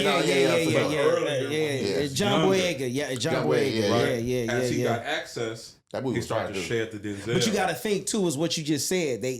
They're from across the pond, so they have to look at American actors. And who's bigger than life as a black actor? Yeah. Who were they looking up to over in the pond? He raised them. He raised them For sure. So therefore, it's in their DNA. You know, for me, it's watching, of course, Denzel and watching Sam Jackson and watching all these different actors. I mean, shit, Sherman Hemsley. You know what I'm saying? Watching Flip Wilson. That's my era. Right. You know what I mean? So taking those things of those little bits and pieces of those people and mixing it in a pot and making it my own. So for me, I definitely study them. Yeah. But I try to take little bits and pieces and make it my own. Because you came into as like when I see your work, it's like, okay, he's making a room for himself. Yeah. So I figured you would be more like Denzel or Samuel in the sense that pretty soon there'll probably be people who just kind of acting like you as they influence, Yeah. But I just didn't. I was like, he didn't do an impression of anybody to get on. No. He didn't do the sound. This is the LA sound, or this is the LA. They do it in music a lot. They do it in music. Like Jay-Z. Yeah, they do it in music all the time. And it's like, this is what the record execs want, so this is what I'll provide. Right. Even though this ain't my style, I can see what you mean, like during acting, like, oh, this is what they're looking for. Yeah. They want this. And the clone almost never surpassed what they were cloned at. I think that's just a testament of who I studied under.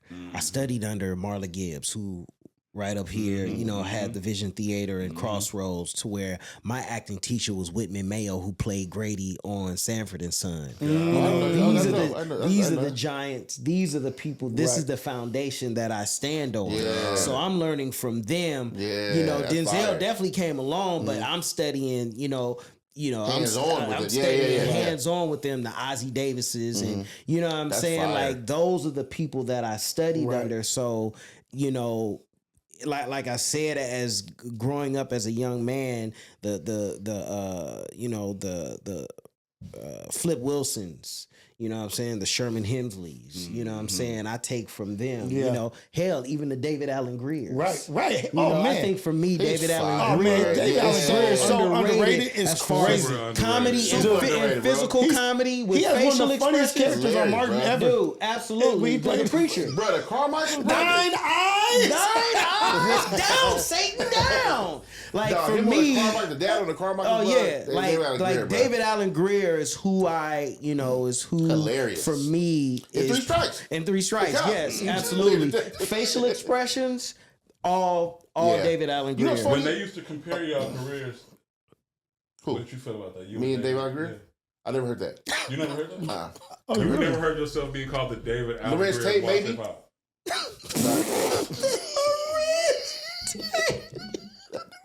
Oh, you look at me. Maybe froze my whole.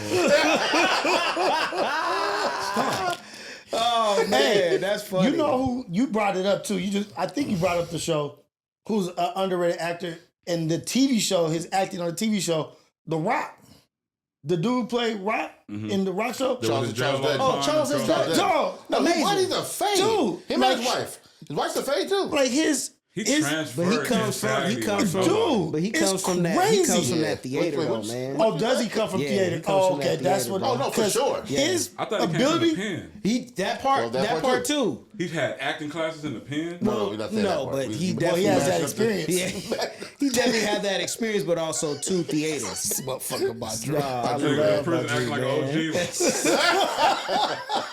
But no, I think I hope I was able to answer that question. But it's I pull and make it my own. Yeah. You know what I mean? Yeah. I never want to go into a situation to where they can, like you say, they can call it out. Oh, he doing that. You know what I'm saying? Such and such and such and such. And it's just like, no, I want to be able to create something that Kareem brings to the table in each character. That's why it's just like, you'll see me on All American.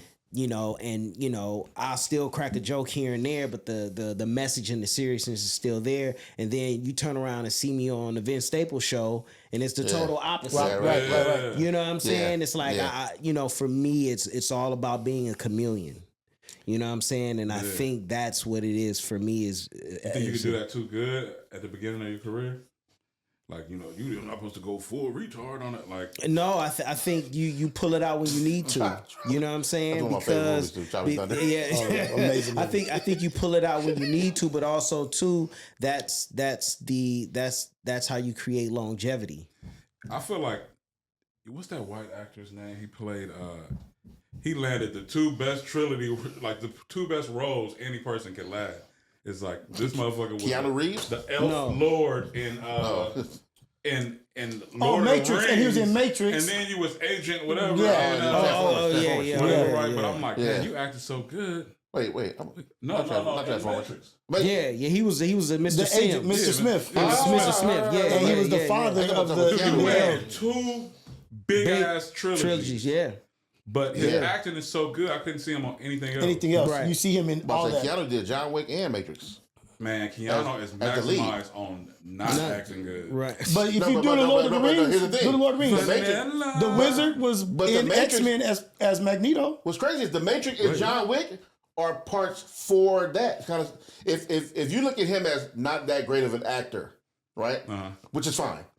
The Matrix needs you to be kind of robotic in a sense.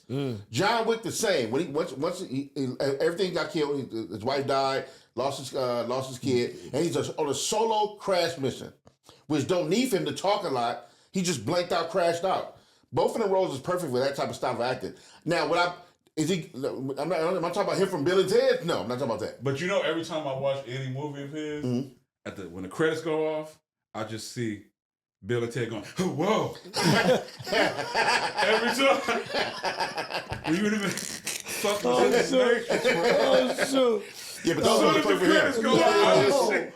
Yo, this is just a Bill and Ted's adventure. Hilarious. Tyrese did that too. Where was Fast and Furious and then Transformers? Right. He got that off. Yeah, actually, crazy. Tyrese is probably the only actor, you got to give him his flowers, to where Tyrese can do a hood film and then be in a mega film that grosses $1 billion trillion. Yeah, he could go mega and Tubi. Yeah, exactly. Yeah, for sure. Yep, for sure.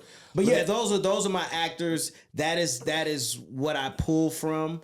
So yeah. Have you ever had to self-correct yourself? Like, hey, that ain't me. Let me go. I need to adjust. Like when you're going over lines, you're trying to do something like. How do you know when you're in your pocket? I think you as an actor, you try to make a choice, and stay with that choice. Okay.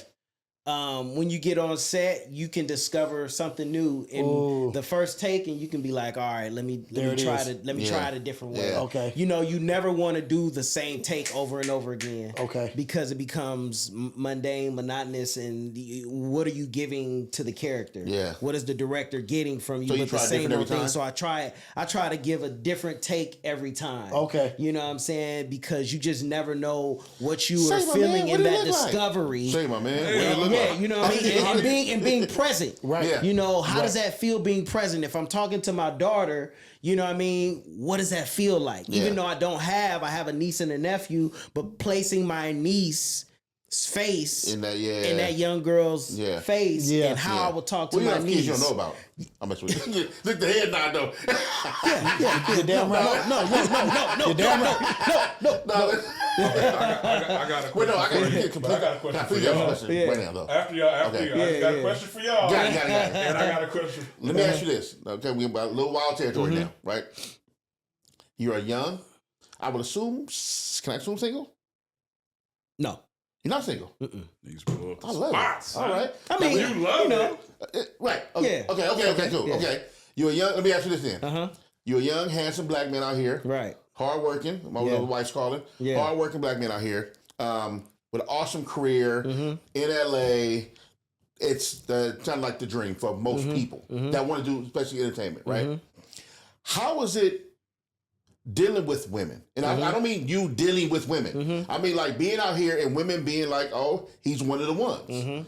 And like for you, it's different for you because great success, doing a bunch of things, but you're very accessible. It's like you be out. Yeah. You be at Hilltop one time, you may be exercising at the hill, doing the stairs. Yeah. You be out. Right. So how was looking it at the somewhat pimpish, like I know. I know where you're going. It's tough. God. Keep going. It's tough. Keep explaining it.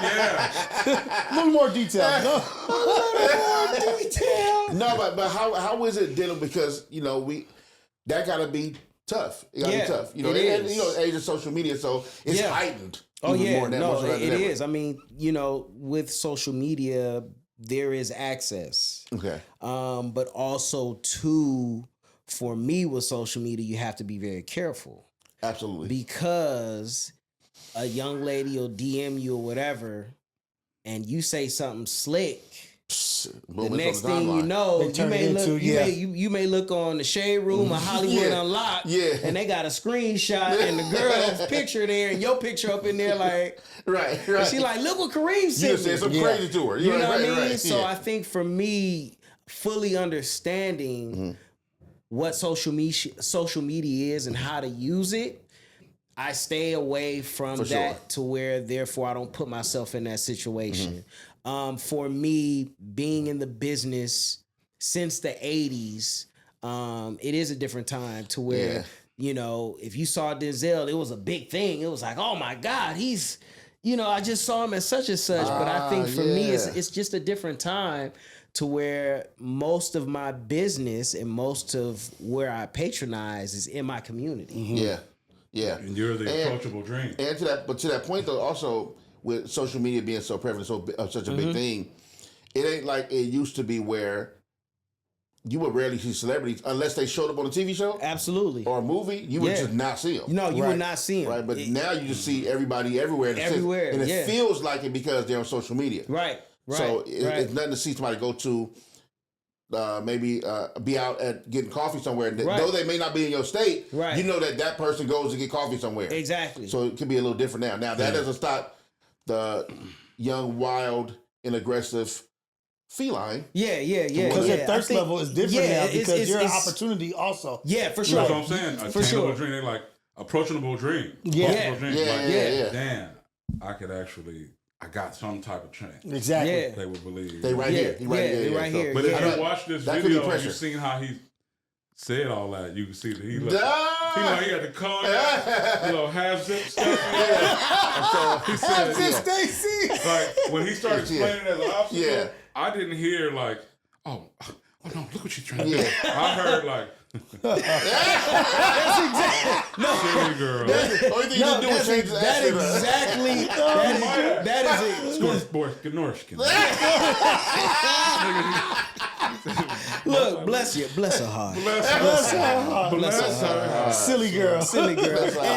And most of the time, like literally, if they, I'll respond, but it's thank you very much, God bless you. Yeah, for sure. Praying emoji. Yeah. You know what I mean? For sure, where it's just like, listen, at least I can give some acknowledgement.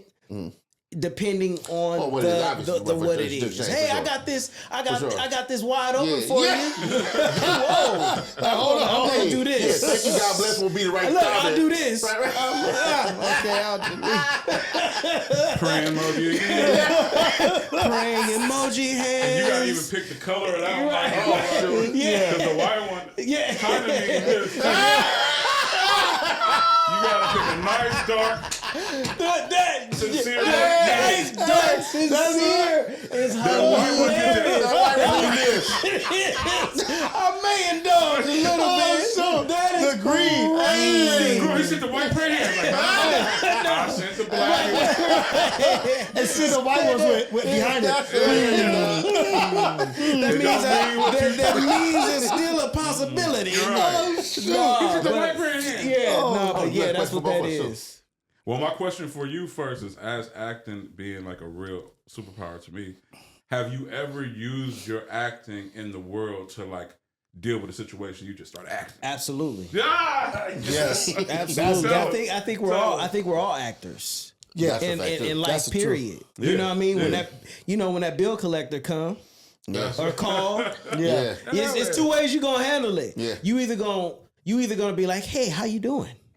What's going on? Absolutely, I did know that I was late, but if you will put me on a payment plan, I'm pretty sure I can be able to make those payments. Or you're gonna be like, Or I don't know, there's a third one. There's a third one. Or I'm acting like I didn't see a call. What? It didn't pay. It didn't pay. This is crazy. Hold on. And then you start rumbling papers in the back. How did this happen? Or the fourth is, I'm gonna act like I've seen the call. Exactly. I'm gonna ignore it. It's all acting. Yeah, it's all acting. Are you gonna run to it or you gonna run away from The it? difference from when we do it is when they hang up and they like, well, did you do it? I just believed him. That guy is fucking believable. No, I get this every day. He must have been an actor. I think we all we're all actors in some form of fashion. You know what I mean? So yeah. Let me ask you this: something. What I go into detail about, depending on the situation. What don't you like about the film and TV industry? There's a few things. I think there is the pay. Yeah. We talked about that too. Yeah. Yeah, I just found out in Wicked that Cynthia Erivo only got like $1 million.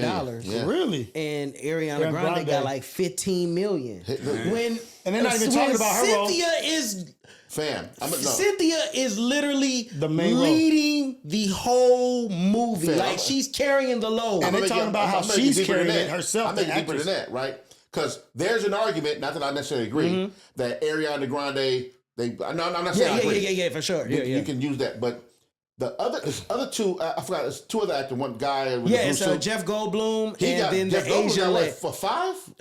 No, I think he got 2. Yeah, 2. Well, and then the Asian lady who won the Oscar, she got 2. She got 2. So they both got $2 million. Well, there is an Oscar involved. She's only, but what I'm saying is she's the whole movie. But she's got a small role. They both got small roles. Really? Yeah, Jeff and I can't remember her name. Please forgive me. But they both have small roles. But basically, all three of them together getting still paid didn't more. Make more Cynthia should at least get 2 to 3. But she's the whole movie. She's the whole movie. Be grateful Wicked you got this is position. about it's Wicked. They it want her to ain't just Glinda the be- Good Witch. It's It's not good. It's Wicked. You know what I mean? So But to that point, yeah. It is the, we've heard it time and time again, people of color don't sell overseas, or you have these shows with predominantly black cast, and the budget gets cut. Even when she's green, she's black. You know Are what they I'm based saying? on only facts? I don't even think it's facts, bro. Because I keep hearing you got to think, man. Let's look at who built the CW back in the day. You know what I'm saying? Who built UPN back in the day? Who built Fox? Who built Fox back in the day? You know what I mean? Mm-hmm. So I think that's still, I feel is a hello my baby, hello my darling, hello my good time gal.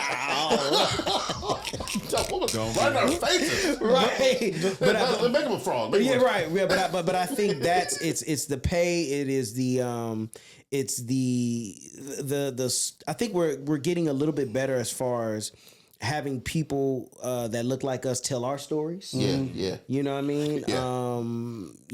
I can speak personally from experience on our show. We have a black showrunner. Mm-hmm. You know what I mean? And it starts from the top, and there's black people in the writer's room. Right. Back in the 80s, 70s, 80s, and 90s. There was no black person in the room, and they're writing for white. There's white writers writing for black people. Right. They being quiet when the black person walked through the writing room.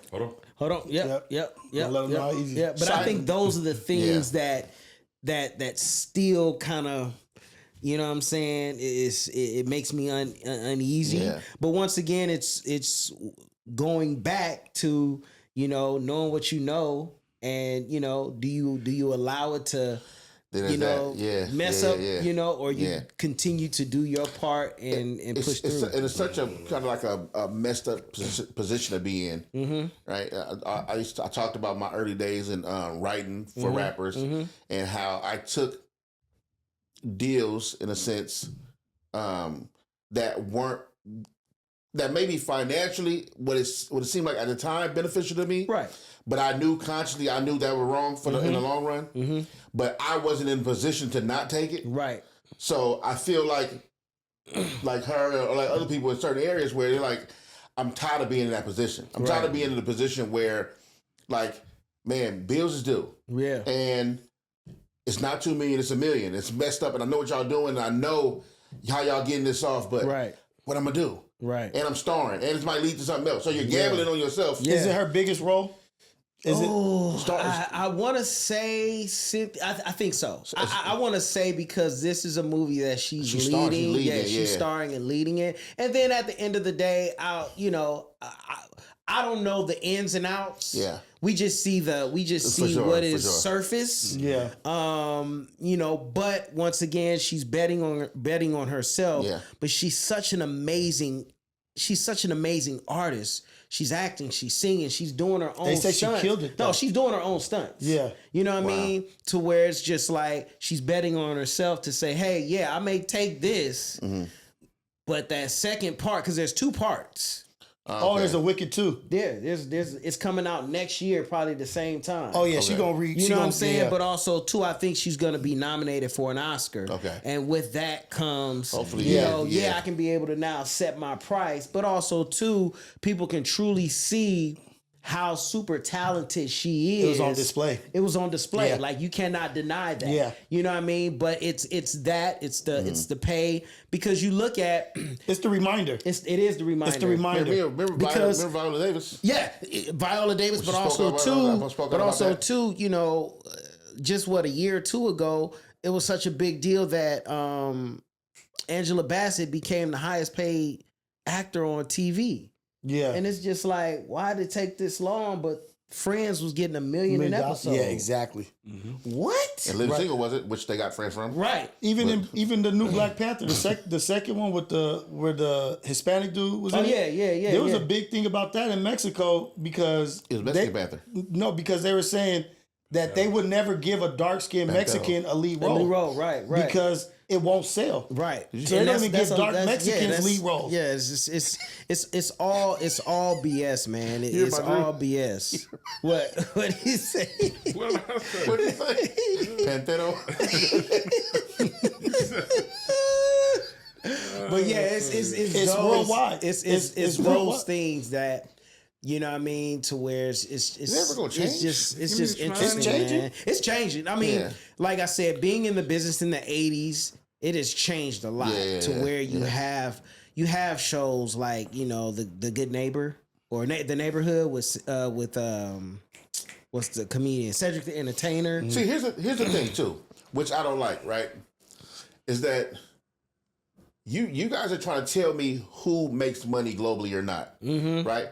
When I would hope so. We all know that marketing is what makes the money. Yeah. Right?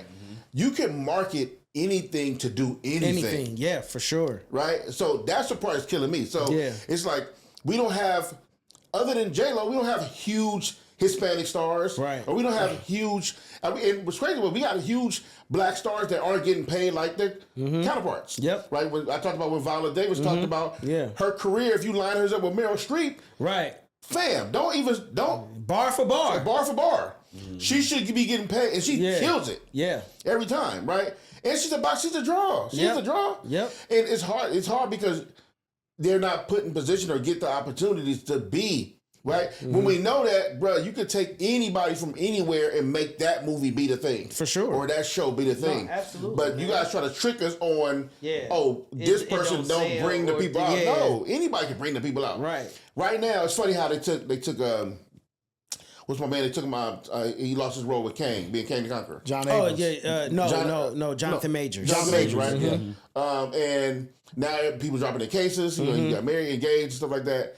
and people starting to flirt back with the idea of not necessarily him getting Kang the Conqueror back. I'm not sure if Marvel will go back on that. I don't think so. But DC should pick him up. Maybe. DC should pick him up. First of all, I think everybody. I think he should be Kang again, whatever. Yeah. But do I think they're gonna do it? No, I don't. They got to say they was wrong. Yeah, They got to admit they was wrong. Yeah, for sure. You know, anybody gets in trouble, you got to distance yourself. Yeah, for sure. You got, and I understand that too. Because if stuff be real, then what you gonna do? Right. I think it was too early of a thing though to be making that kind of call, but. And Robert Downey Jr. got more chance than anybody. Robert Downey ever. Jr. in the 90s stayed on TV behind More than bars his roles. than more than his roles. You know what I mean? Like, I remember in the 90s, he was on TV every other week or every month because of something. Right. You know what I mean? And here The Rat it Pack. is. What was it? The Rat Pack? That little pack of white boys that was getting trouble for everything. Listen, it was Charlie Sheen. Charlie Sheen right before Charlie Sheen. No, absolutely. You know what I mean? And you know, their careers, you know, seem to flourish. But I think his acting style, the way he was allowed to integrate some of that like bad boy problematic into the roles. Like even Tony Stark is like a hard drinker and a rebel mind. Like it's still him. But also too, it just goes back. Was it allowed. Just right. Yeah, I think it just goes back to the opportunities that they're afforded. But also too, man, it's funny we talked about that earlier. I think as far as with us, man, because we're so under the microscope, we have to be. Yeah. We have to be 10 times better. For sure. But now it's We about have to changing be. who's looking through the microscope. Who's looking through the microscope? Cat Williams is about the studio. Yeah. Alabama, right? Yeah. And it's about who's we've gained a lot of ground in front of the camera. Yeah. Now we have to gain more ground behind the camera. for sure. And I was in set lighting. I had a whole black set lighting crew that I worked for. Mozzie, shout out to Don Mozzie Mitchell. He was worked for Malik Saeed. He was a director of photography. Yeah. And they would purposely hiring brothers, you know what I mean? Yeah. Like, and it was so funny that the looks that we would get for doing that, getting the looks for doing what you're doing. Yeah, they've been doing it. You're actively doing it on the grip side. No, You're doing it on the locals. grip. That's what For they sure. do. Now that it's one team doing it as a set lighting, Right. now it's nepotism. Yeah. Now it's like, look It's at like this. the gall of you. The gall. Yeah. And you're And pointing you're supposed to fingers. take that. And we're supposed to Yeah. take that. And you're pointing a finger while you're pointing the finger. And all of it's right behind you. Yep. It's Yeah. 5 different departments doing what we're doing, but we're the ones that's messed up. Yeah. So it's like we have to flood Yeah. the shit and like actually support behind the scenes, like. But Ava DuVernay and just- it's a mindset. But you know, to your point, man, that's what John Singleton was about. Right. You know, when I did Boys in the Hood, I had never seen so many black people behind the scenes. A word. Coming from a young kid being on set doing HBO stuff to where you maybe see 1 or 2 black people to where I get on Boys in the Hood, the driver's black. Everybody. The black. Gang boss is black. Gang boss is black. Wow. You know what I'm saying? And that is what John Singleton did, but that's the mindset we have because I think sometimes it's that gatekeeper mentality. Right. Yeah. You know what I mean? Is there And any we other gotta- John Singletons right now? I see one, you know, I see not, I'm not gonna say one, but I think one that comes to mind that reminds me of John Singleton, and I've told him that is Cal Matic. Cal Matt. Oh, he just did Kendrick's Yeah, video. the video. Yeah. Cal Matic reminds me of a young John Singleton. We're Really? talking about Kendrick too. And I know Cal Matic Let's obviously talk about from that. work and stuff like that, but I don't have a personal talk to him about other stuff in life conversation. That's really interesting to hear. I like Yeah, that. because when you look at it and you see if you look at, you know, the stuff that he's done, you know, just take the last 2 videos to where Cal Matic, you know, did you know, he'll have somebody in it. Oh, that his was- Easter eggs. Yeah, his Oh Easter man. eggs. You know what Oh, I'm yeah, saying? yeah, for sure, To for where, sure, yeah. you know, he'll, you know, Stormy or, you know what I mean? Yeah. He'll have, you know, Taz. Yeah. You know, he did a... Stormy is the dancer. Yeah. Okay. So Shout out I did Shout out to Stormy. I did a Vince Staples video, and part of the design is it was all fades barbershop, but it was a pair of boots that were painted on the glass, and that was a little shout out homage to Taz Teaser. Oh, word. Because, Taz wear the boots. Yeah. You know what I'm saying? Yeah. And then we fast forward to the Kendrick Lamar, who's in the video. Taz. What does he have on? Cowboy boots. You know what I'm saying? So Calmatic is very the culture, like the way he presents culture, shows culture. He's very the Ice-T, the Nate Dogg, it's the Mr. Society. It's anything. If you look at anything that Calmatic has done, he just did I think it's a Cash App or something. It's a new one, but it's with Angel Reese. Angel Reese is in the dang on nail shop, a black nail shop. Right. Have we seen that? Yeah. Have we seen a commercial? Have we seen a commercial with some black girls in a nail shop, a black nail shop, talking about finance? I never seen black. Yeah, I'm in LA. I never seen a black nail shop. It just came out. Crazy. You know what I'm saying? I never seen a black nail shop. Exactly. Just in a commercial. My bad. I haven't. Have you?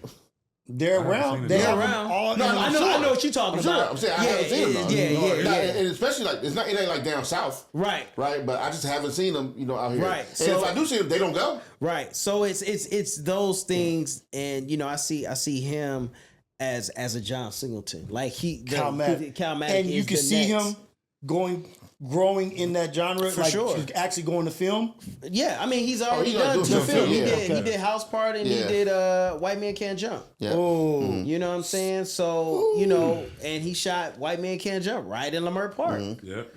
You know what I'm saying? It's funny, So he's always making references. There, and I saw the film, the first White Man. In the jungle. Yep. Yeah, absolutely. I remember when it was filming there. We pulled up to the apartment. Yep. Dude, I was begging the directors as a kid to let me. They were having like little fake graffiti. Yeah. I'm like, please let me do write it. it. Yeah. Please let me write it. Which is hilarious because the reason why I'm here today is because I called him yesterday.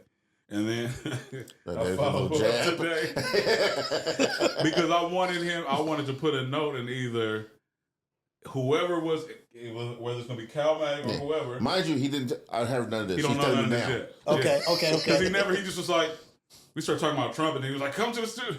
Like, but I didn't call you for that. But I was calling him literally because Kendrick has that song, Whacked Out Murals. Yeah. And I'm like, dude, somebody better call me. Right. Because I work with, represent, or have a relationship with all of the artists who did the murals that got whacked out. Yeah. I'm like, please have these dudes somewhere. Because they're another backbone of LA. Yeah. And they didn't get paid to iconize you. Right. They did that out of their heart. Yeah. Tams, Mike Norris, Fat Burgers, Equan, and the list goes on. Yeah. Like, that would be such a LA thing to have them because they also are from, and this is just, I'm not going to go deep into this, but everybody, you're in film, you're in content and film, we all from LA. At one point, we're going to have to start, like in every hood movie, I've seen every Crip, every Blood, every Essay. There's not been one moment where they went, hey, there go the motherfuckers from K-Dub. Right. Like, where was the tag? The EWFs and the MBTs. Come on. Where is that been in any LA story been told so far? And I was K-Dub. TF. Right. Mess with you. The new trouble. Shout out to TF. Shout out to TF. Nah, he represented for real. That's real. And his album is underrated as well. And then we all here. Right. My production, shout out to TF and Local Astronauts. We did all the Scandalous Summer albums. Oh, fire. For sure. Yeah. So that was crazy that I wanted to contact them. I had TF on Reality Check. I mean, Reality Check with TF. One of my early interviews. TF, his album right now, Feeling the Power, is really dope. Yeah. And it's his first album sober. His first sober album, so just a whole different tap in with him. Yeah, Wow. but I think that's who reminds me and puts me in that space of a young John Singleton. That's dope. Calmatic, man. It's a big shout out to him. Quick question, this is for everybody to talk about. Has there been a more televised downfall of someone that was necessarily appropriating the culture or wasn't really what the culture is, and such a great snapshot of a true person in the culture versus somebody that was It's a Drake thing. Yeah, it's definitely Drake. I would Drake say and this. Kendrick. I would say this. It's not a downfall yet, right? I see somebody spiraling, Yeah. right? And he's out of control. Crashing out. So let's say exposure. Yeah, he's crashing out. He's crashing out. He's spiraling. Is out of control. The new suits. There's 2 new suits now. Mm-hmm. He's out of control. And so this is the part we keep getting reminded of what Kendrick. We know what he is. What he's talking about.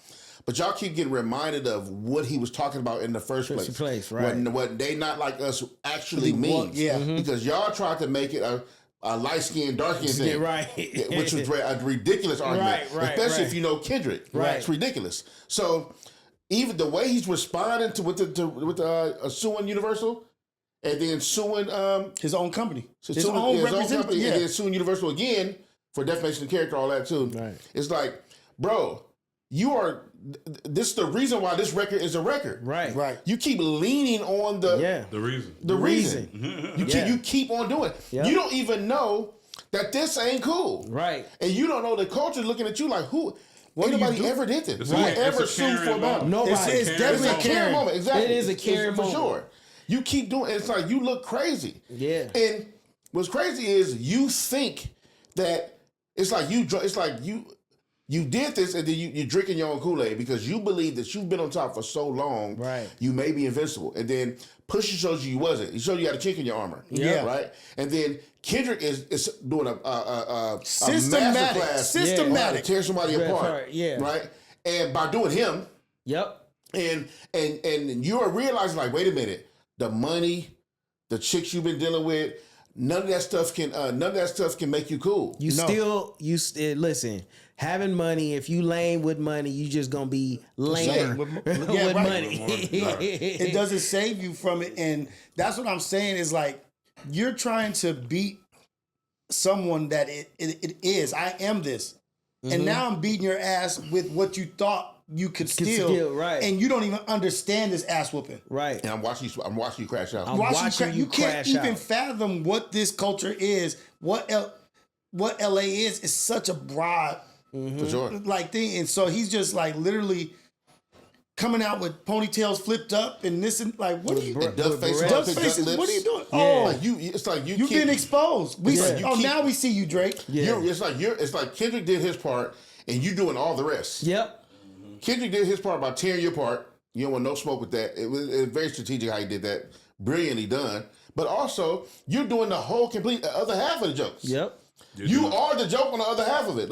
You're performing it. Listen. You're literally performing it. Listen. You're on display doing that lawsuit is ridiculous. These jokes can't write themselves. Right. They can't. They can't. And here's the thing though. Another thing too that I spoke on this and it's not to say he wasn't a great artist, got great music. Had nothing to do with that. Had nothing to do with that. Had nothing to do with that. It's completely opposite of that. So here's the thing with the defamation case. That's a very tricky, very slippery slope. Yep. Because now, if you take this to court, which you did, you sued, right? Now you put the feds in your business to find out stuff. Yep. Right. Because now I got instead of us just depending on TikTok people bringing all this footage and evidence and you doing weird stuff with all these little young females, right? Shoot. The discovery it's gonna be a fade. Yep. But now you got professionals. Yep. Who can literally find all kind of people, pay people, do all kind of stuff. The stuff you be trying to do, and it didn't work on Pusha nor Kendrick. You tried to pay people, and it didn't work neither time because they real ones. Yeah, right? exactly. So now you're gonna put the courts involved and lawyers involved to find out all your dirty stuff. Yep. You better pray to God it's not true. Right. Yep. Which is here's the thing too about evidence and all this footage.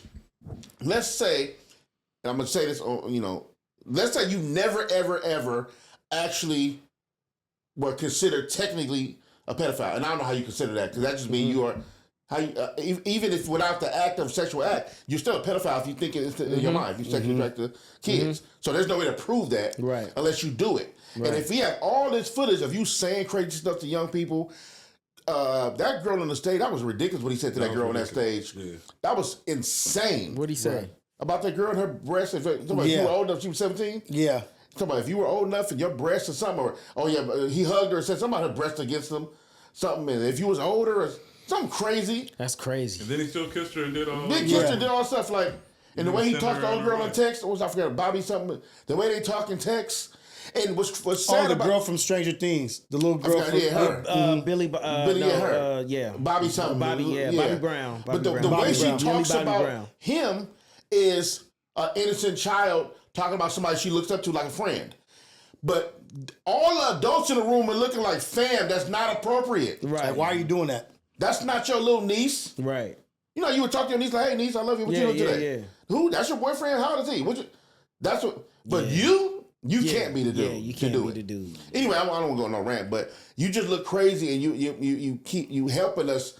You helping yourself continue to look crazy, Right? And nobody's around to tell you anything because now you mad at the world because you felt how now you know how the world is looking at you, and your peers are looking at you crazy. Yep. And now you don't got nobody, so now you just spiraling. And he been lame. He been lame. He been that already. Know you lame. Yeah, he been that already. So like since day one, it's just and bad. And it came on the wave of the Cat Williams exposure. Oh, right? man. Like, was it perfect timing, like, for this shit to take place? Like, the perfect timing to take down whatever he was right on the back verge, burner. the backbone of the year ending off. Like, you know what I mean? Like, and it's like, that's damn, it was crazy, like man. perfect timing. Yeah. The exposure of like the industry and like people doing stuff. Yeah. And then your song is about these PDF pedal like type stuff. Let me like, tell you something. Let me tell you something. And you got to look forward to I gotta go here February. because it's just the fact that this was said. That's the only reason I'm going here, right? First of all, I'm not ashamed of where I'm about to go. So last year, October, November, my pastor did a sermon for almost a month long about what next year was going to be, 2024.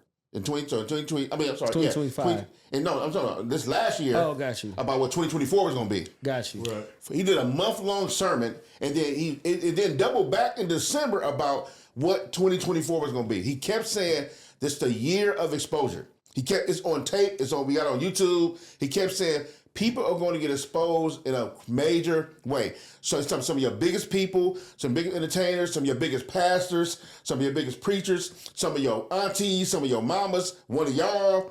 Next year is going to be the year of exposure. People will get exposed to the left and the right, and it's going to be public and it's going to be nasty. He kept drilling on it. He did like a month-long sermon. Then in December, he brought it back. And then the first interview I seen with Cat Williams was top of the year, right? Boom, it kicked it off. All kinds of things were said. And then people started inquiring about the things that were said. And like, wait a minute. And then people start coming up because people have been trying to expose people in interviews for years. Yep. But what happens when somebody exposes you in an interview and then there's so many other witnesses come across like, yeah, man, like he is just kind of, or she is just kind of. Like you were saying, it's time. Yeah. It's time. Yeah. Nothing that's been said this whole time been new. Yeah, for sure. Nothing But yet for like, sure. that's never been said. Right. But it was just time for people to hear it differently. Yeah. Absolutely, for sure. And you say it at the wrong time. Yeah. It end up being the right time. Yeah. Right. Some whole lot of other Because shit. to be real about the Diddy stuff, I mean, who ain't heard none of this stuff? Right. You know what I'm saying? You know. There was no gas.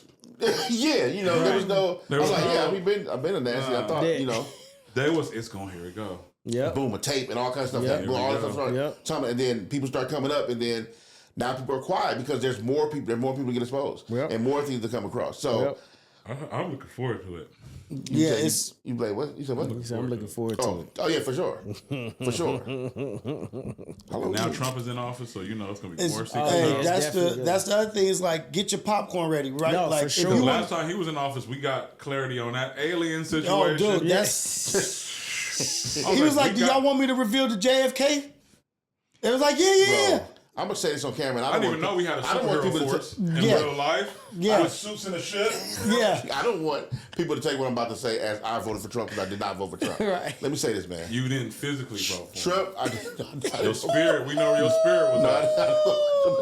I did. What I'm about to say was being ignorant, saying the wildest things. Yes, he is that, but he's also hilarious to me.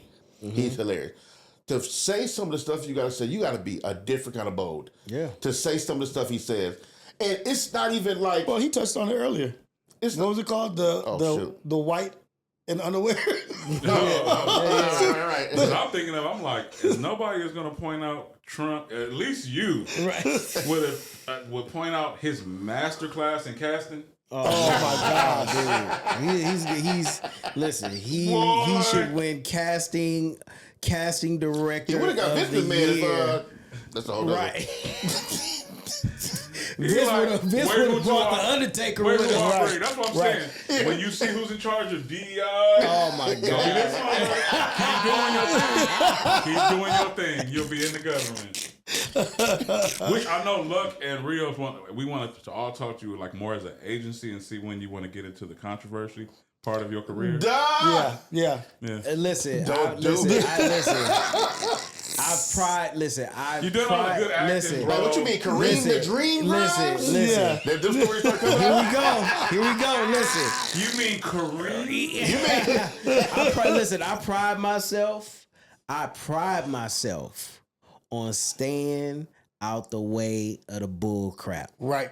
That's a good Period. place to be. Yeah. That's a good place to be. And I think that's all because of being in the business in the 80s when it was just wild. Yeah. You know what I mean? And You know being you look around young, bro. So every time you say that, they like right. as a baby in the Girlfriends commercial. What are you doing? Applesauce going on. What was he doing? No, let me but ask you a it's question. literally that, like having a reputation, you know, of that precedes itself. Yeah. Of, you know, being clean and not on no funny business. How much to have a dope name tie into you having success? Like, it's Kareem Grimes. Yeah, Like, man. You know, That sounds like yeah. You either gonna do some major crime. Or you gonna be a some detective? hell Yeah, action. like major detective. First time I'm talking about it. My father's last name is West. So I'm, you know, you take your He was gonna win either Oh, way. yeah. Kareem a West. win. Yeah, so I'm a West. Oh, West shit. Grimes. Yeah. Grimes is my mother's killer. name. My mother's last name. He was bred But for this. yeah. I'm So, saying? but yeah, you know, I think, you know, when you're given a name, you know, you got to live up to that name. Right. Yeah. It's a You know what I responsibility. mean? It's a Let me ask you too, responsibility. because Yeah. we can't pod all day, and I know we've Right, been pod for a very long right. time. Yeah. Let me You ask do you. make the wrong mistake, they're killing them. Creamy crime. The cream machine.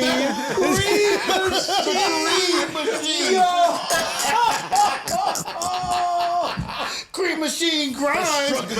More cream crimes. Man. Yo.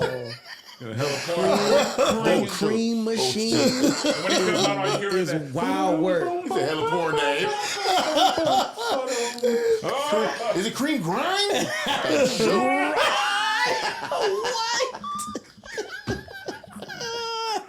That's a whole porn production. Dude, that's a whole Cream crimes. Cream Grimes. He was gonna be something. Yeah. Under Now, let West me Coast ask you though, before we Productions. get right? out here, two more questions. Oh shit. If you could have played any role throughout history, any movie, any great movie, which role would you have played? And the second question is, what's a dream role for you? That's a good one. I'll answer the second question first. Okay. I would have creamed all over this roll.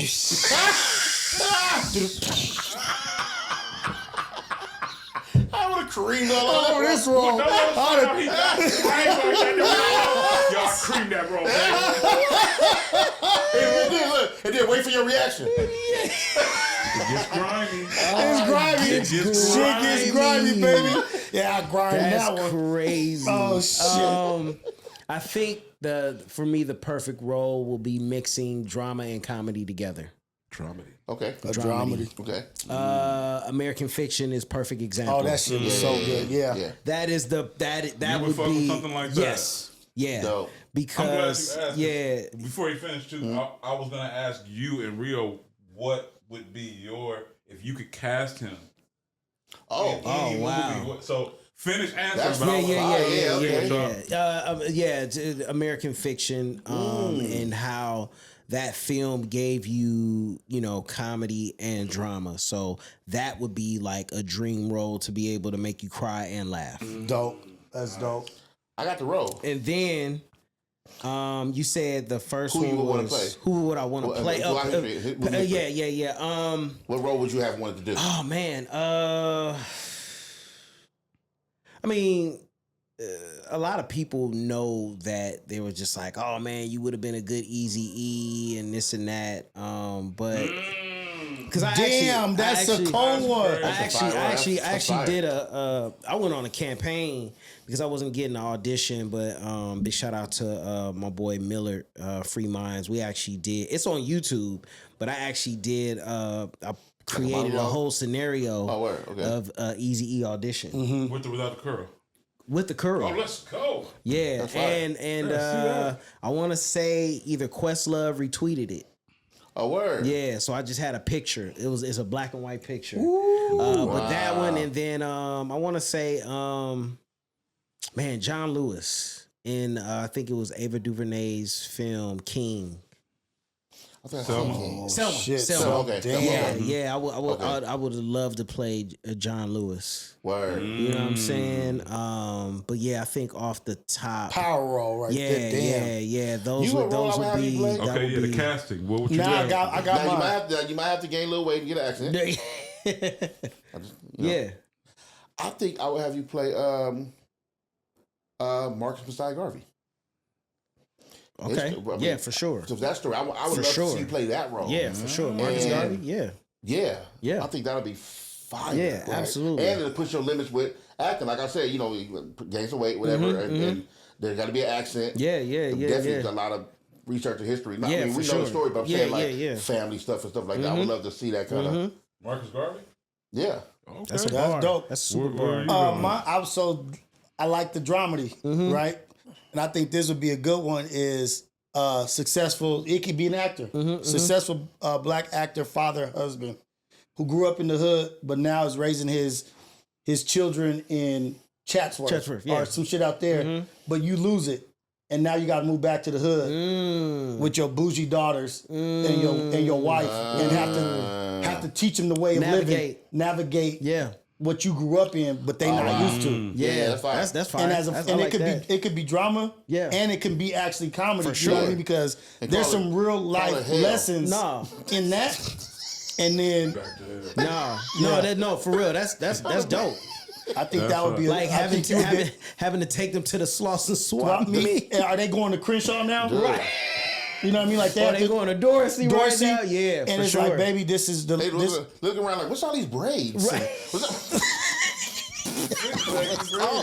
Right. Well, babe, they call these protective hairstyles. Yo. Hey. Are we going to Gelson's? No. We going to Gelson. No, we going to Lamert Park on Saturday where they got the fruits and veggies. Where's the Erewhon? Where's the Erewhon? Where's the air one? No. We going to Sippy No, we're Hustle. going to where they air you out. And I think That'd I be think you'll be able to dope, kill too. that. You know what I mean? Yeah, for Because you sure. have a wide range of skills in your acting ability, and be able to jump from being in a funny position there, but then having to hit them with like a serious shit. You know what I mean? Yeah, Like for sure. Like That's I see him on Get hard. Out. Get Out. Get out. get out. Yeah. I feel like he could have killed Get Yeah, Out. that's a fire. good one too. Yeah, for sure. Absolutely. Wow. Yeah, I definitely would. Because you gotta be a good eye actor for Yes. Get Out. Yeah. That's what they say. It's all in the eyes. Yeah, if you don't do that movie I with promise it's that, the last question. Yeah. I promise it's the last question. Yeah, that's a bar. Because there was some If you heavy can work- hitters in that too. Yeah, for If you sure. can work with any shit. director, if you got to pick any director for a great movie, legendary movie, what director would you work with? I mean, I gotta go to the foundation, man. I would go with John Singleton. Yeah, you said dead or alive, Oh, no, I or didn't just say, alive? but Okay, alive. but John for sure. John for sure. alive, Man, that's a good Don't have one. to be black.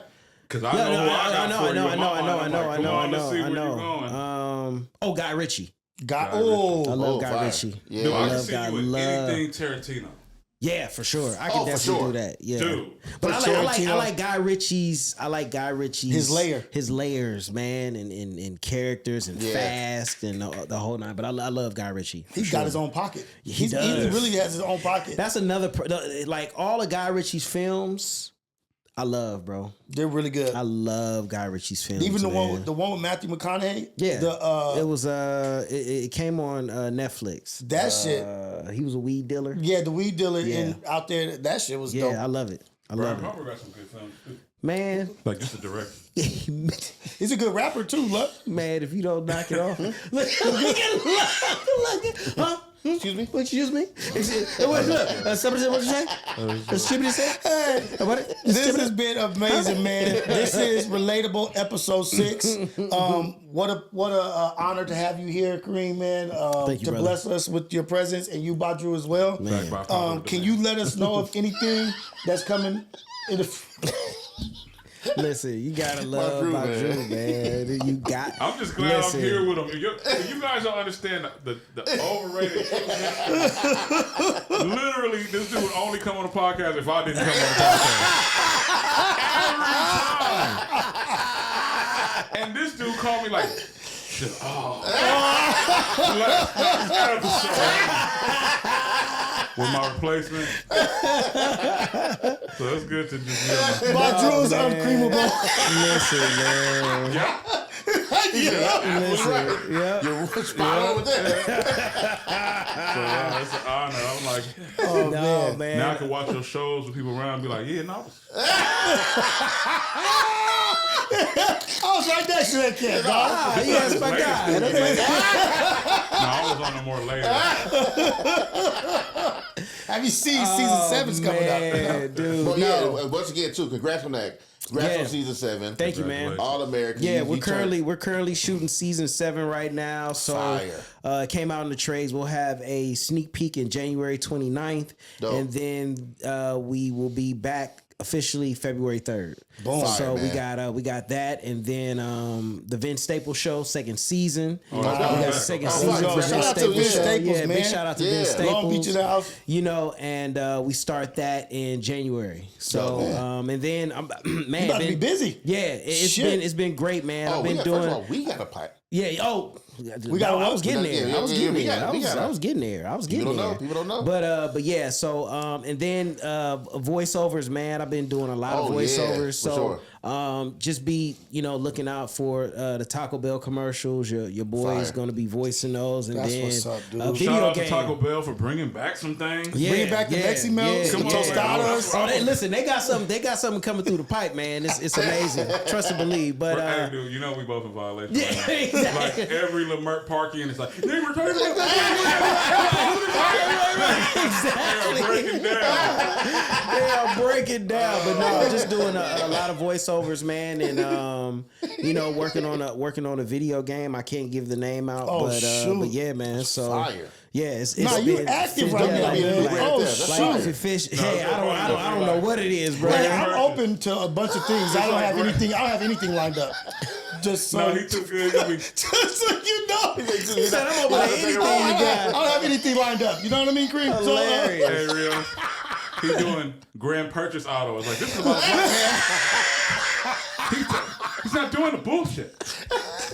Hey, yo, you want to help me go buy my first car? Hilarious, man. oh shit. Yeah, we staying busy, man. We finishing That's out what's this up. year strong, man, Fire, and man. really looking forward to 2025. And me and Luck have a project that we put together along Man. with Sticks and man, Austin Kelly, man, and man, How was that it's- carrying all of them? How's your back? Listen, wow. Somebody I mean, listen, it be your own people. It be your own people. But to be honest, man, It was dope. Learn from all the guys. Luck is actually carrying the show. Woo! Oh man, thank you for Let's that. go, Luck Luck. is carrying the show. True friendship. Yeah, true friendship. True friendship. Hey, you heard it here first.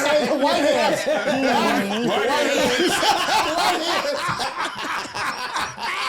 Hilarious, but no, Luck is carrying it. Man. Luck. I've told Luck has done an amazing job, man. This is Awesome. Luck's Man. first project where he's the lead. You know what I'm saying? And he is. Trying, I am merely a conduit to just his ain't just acting, that. man. He and killing it. I do my part, but like I said, Killing he's it. leading it, man. We had a good time, and we're getting prepared to start pitching it, and Yeah, for sure. getting this thing on the tube, man. That's so dope. yeah, staying busy, man. Congratulations, That's it. man, Thank to you, both brother. of y'all on that. Thank Yes, you, man. Appreciate it. yeah. It's great to see that. A lot of people don't. First of all, you're really mysterious. So don't say Yes, you really are. that. Even to your I hear friends. Even to Yeah. us. To my mom. Hey, you know you're supposed to have joy. My mom was like, I met somebody else who knows you. I was like, yeah. She's like, they said you're so funny. I'm like, Is that right? You know I'm trying to say wrong. With family members. I'll be calling aunties like, just stay first. Ingrid. I love you. Oh, Cena. But you say that to say what? No, I'm saying because you're so serious. So I'm saying like, what I know you've been working with Slick Studios. You and Barry been doing a lot of work. You've been doing a lot. A local astronaut's been doing a lot of work with TF. We haven't worked on TF in a while, but we got some East Coast some artists albums coming, huh? For East Coast artists also, right? He's an East Coast artist? No, I said you've been working with East Coast artists. No. Well, that's dope. I try not to. Okay, good. I try not to. That is crazy. I'm from the West, man. But no, we just scored this indie film and did all the ADR folly and all that bullshit. Dope. Of course, we are working on this nonpartisan kind of get black people to vote for something campaign around the LA city. Okay.